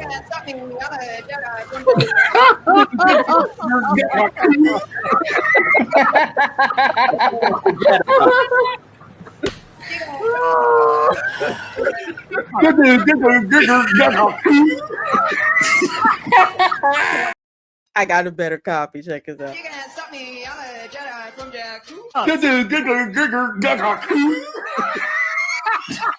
What the fuck is that about?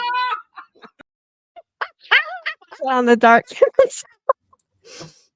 And that's why you have to stop by the Dark Council show every other Wednesday, 8:30 p.m. Of course, Fatal J's got a birthday stream going on tomorrow at 8:30, so please do stop by. I tell you, if you love the Spice Lounge, you will love the Dark Council, because that's kind of what got me trained to do this show. You are cordially invited. Okay. I will put that on the list. Lorena, who says she never gets bit at Disney. I don't. So I don't Disney's know. pretty good about their pest control. Yeah, I don't. Good at something. I don't know what product barely approved by the FDA they use at Disney, but barely approved by the FDA. I think the one time I got bit was the mosquito season was so bad. It was so bad that they were handing out free mosquito repellent. Disney does not hand out nothing for free if they don't have to. And that was the only time that I really got bit. It was something crazy. Like they had a whole lot of rain that was stagnant, and that's like an all-you-can-eat buffet for mosquitoes to breed in and stuff like that. But yeah, I don't. I step out there waiting for me right at the edge of Disney property, like those hawks are waiting for those other birds to come out for Chef Mickey over in Denver, and they just pick them off. Yeah. They wait till I get to my car, and then they bite me, which like really. Thank you, my dear. Thank you. And yes, the Dark Council rocks. It most certainly does. Haha, my claim to flame. Yes, indeed, my dear. Give us so much entertainment. Night, Polly. Love you, ladies. Be well. Well, thank you, my dear. I will be in touch about that watch party. With my members, we are going to so love you. The songs from the Running awesome. They have bugs at Disney. Yeah, but they tend to avoid me. Yeah, they do. Y'all don't want me to tell you the story about some of the bugs I've seen around the Grand Floridian. Or I'm like just the saying. All-Star Resort. Mm-hmm. Oh Lord. Mm-mm. Yeah, you I don't want don't to go like over there. Nope. I don't like being over there. Did you see Disney stop the all-you-can-drink cups at the water parks, the Reina Creole? Yes, I did see that. We're going to talk about that on Saturday's show, Resort Recon Live. That's where we round up all of this theme park news and we talk about it. We've been talking about Epic Universe so much, we got to get back to Disney because, man. There's just not a whole lot going on there. No.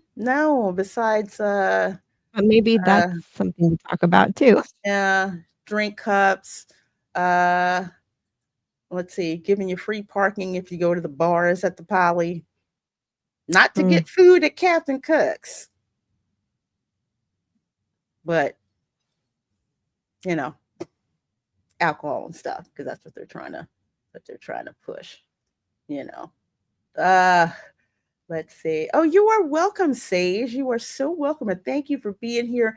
You guys are absolutely amazing. So glad to have you guys here. First of all, thank you so much for supporting the show. Over 130 of you watching. And we so appreciate your support of Spice Lounge. Let's see. Erica, what you got anything going on? Let folks know about which stream you're going to be crashing because people like to follow you. So gotta let them know where you're going to be. I will be crashing your stream on Saturday. Yeah. And maybe if I'm invited on WDW Pro on Thursday, maybe, I'm not sure. They're doing the earnings call this week. So that's a pretty intense topic. And I am not in the financial business.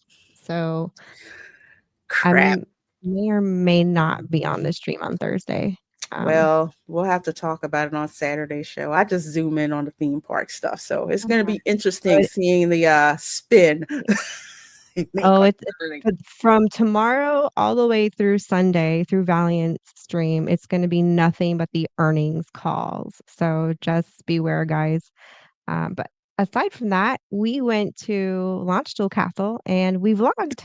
We recorded a medieval festival that we found out about last minute. So I got the footage and I just need to edit and put it together and put it on the channel. So more content. I love seeing Erica's content. I can't wait. Ever since I've been to Germany, I've seen so many castles, especially Neuschwanstein Castle. I loved it. Loved going there. So. But yeah, I just saw it from the Autobahn. And I'm like, why does that castle look familiar? I've seen Mount Fuji though from the airplane. The tip of it, like flying by. It's like, but you saw it. It's like, yes, I saw it. Good seeing you, Zachariah. Let's see. As for your girl, what's tomorrow? Of course, I'll be on Fatal J's birthday stream tomorrow, 8:30 p.m. Eastern, on his channel. Friday, of course, Friday, 8:30 p.m. Quiplash. We are back with the pop culture edition. Questions that well, relate to pop culture and the crazy that's going on. And we'll see how many people come up with the same answers of like Bob Iger and Kathleen Kennedy at the same time. So that's going to be Friday, Quiplash, channel favorite. It's a blast. You don't want to miss it. Even if you're in the audience, you still contribute to What time? it's at 8:30 p.m. Eastern. Yeah, on Friday. Yeah, you gotta do it. My 2:30 a.m. sister, my time. yeah, my sister might pop in to play that one as well. If you think I'm sharp with whips, yeah, two of us together, it's absolutely crazy. So of course that's Friday, Saturday, 12 noon Resort Recon Live, bringing you theme park news, information, and of course answering your questions as well about visiting the theme parks. Sunday, Saturday, 8 p.m. Eastern. Watch party with Retro Nerd Girl for How to Train Your Dragon. Yes, the original animated How to Train Your Dragon. So we're going to be watching that. You don't want to miss it. Sunday, 8 p.m. Eastern. Of course, welcome to Florida. We are going to be talking about America's Sheriff Grady Judd.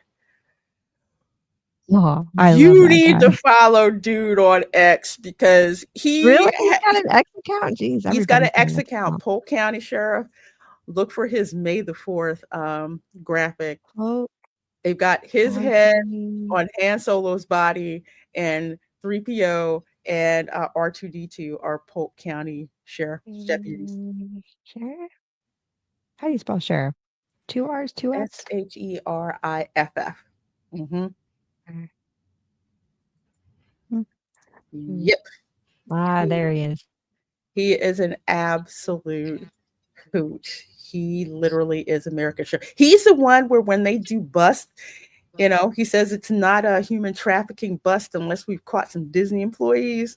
And he put pictures of who they are.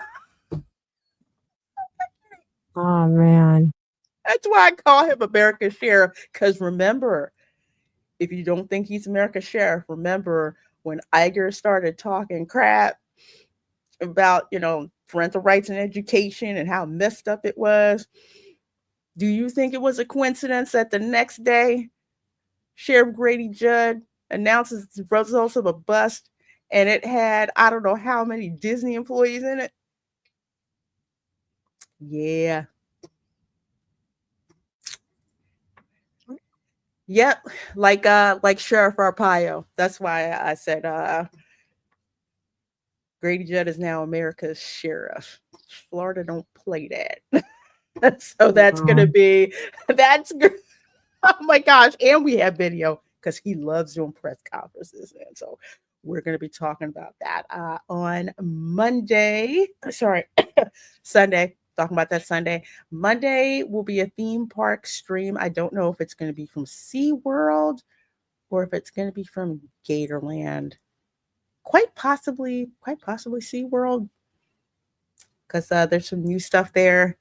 Gatorpalooza is coming with the Florida Man challenge. So yes, that's coming up in I think another week or so.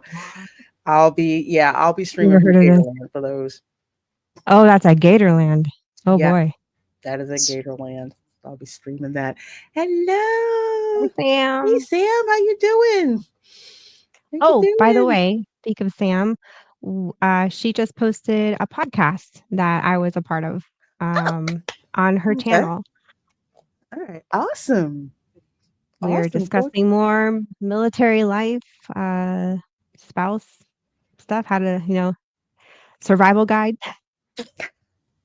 Our survival guides. Check out their channel. Good stuff she's got going on there. What, you're going to Gatorland? I haven't been there a while. Yes, I'm going to Gatorland. I need to get in a couple of more visits before it starts to seriously heat up here in Florida. So yeah, we're going to go. We love going there, and especially seeing all the foreign tourists who go to Gatorland because they're like, this can't be real. Oh yeah, it's 100% real.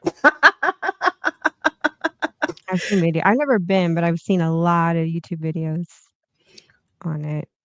Oh, it's hilarious.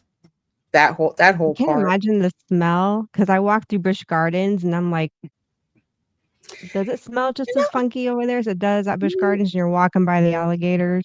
No, it mostly smells like fresh fish because they have minnows that they help train. The kids can put like minnows on a fishing pole and it helps train the little tiny baby gators to jump up and stuff like that. So it's not like super stinky. Kind of reminds me a little bit of like a fresh fish market. Yeah, it's I not think it's the flamingos that smell more at Busch Gardens than the gators. Oh, they can smell awful. Yeah, I haven't been to Busch Gardens, but every time I've been to Gatorland, it hasn't been like stinky. I don't like it. Smells like a zoo. No. Nah. Oh, Sam, you haven't heard of Gatorland? Gonna have to go Quite the through Florida tourist. I mean, let's just call it what it is. It's a tourist trap. Yes, it is. So Florida's riddled with them. It's a But even tourist trap. Floridians tend to like it and favor it. Yeah, Floridians like to go there. Now it's like I think kids are off from school, so they're at Gatorland. But yes, we go there to celebrate how it is being a Floridian, and again, watch foreigners come to visit. Usually they're from, I kid you not, usually they're from the UK and Ireland. I kid you not. I kid you not. SeaWorld stinks more than Gatorland at points. Yeah, I would have to agree with that assessment, Jed Ripper. And Busch Gardens can smell like absolute ass. Dang. I went last year, and there are sometimes I've been, and it's like, I need to clean something. I don't know which pen that needs to be cleaned, but something needs to be cleaned around here. Clean that stuff. I can tell you lots of great places. Oh, okay, cool. But yes, Gatorland, cannot wait. That's usually a double weekend thing where it's like I go Saturday and Sunday because Gatorpalooza is on Saturday and Sunday, and it's so much fun. So anyway, be on the lookout for that. All right, folks, we are going to roll out of here. It's been a amazingly long show. I want to thank Kamran Pasha for appearing. Cannot wait to have him back on. Looking at getting him back on next month. Thanks, Ron, for stopping by. Thanks, Erica, for hanging out with me here. Thank all of you guys for all your chats, all your comments, all your super chats, all your member chats. You guys help keep this community going the way that it is. We call balls and strikes, but we also like to have fun and not take ourselves too seriously. So until next time, folks, take care. Good evening, good morning, good afternoon, wherever you are. Special shout out to my visitors in the rest of the world. I see you guys watching. Take care. We'll see you next time. Bye. Bye. All right, everyone. Let's tidy things up. Autobots, start your engines!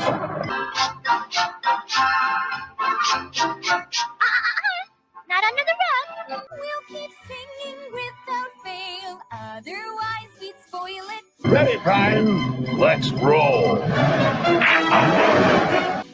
Hosing down the garbage pail and scrubbing up the toilet.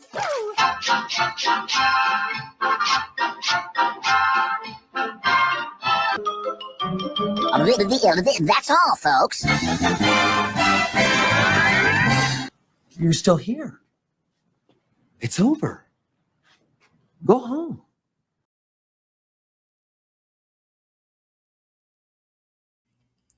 Ugh.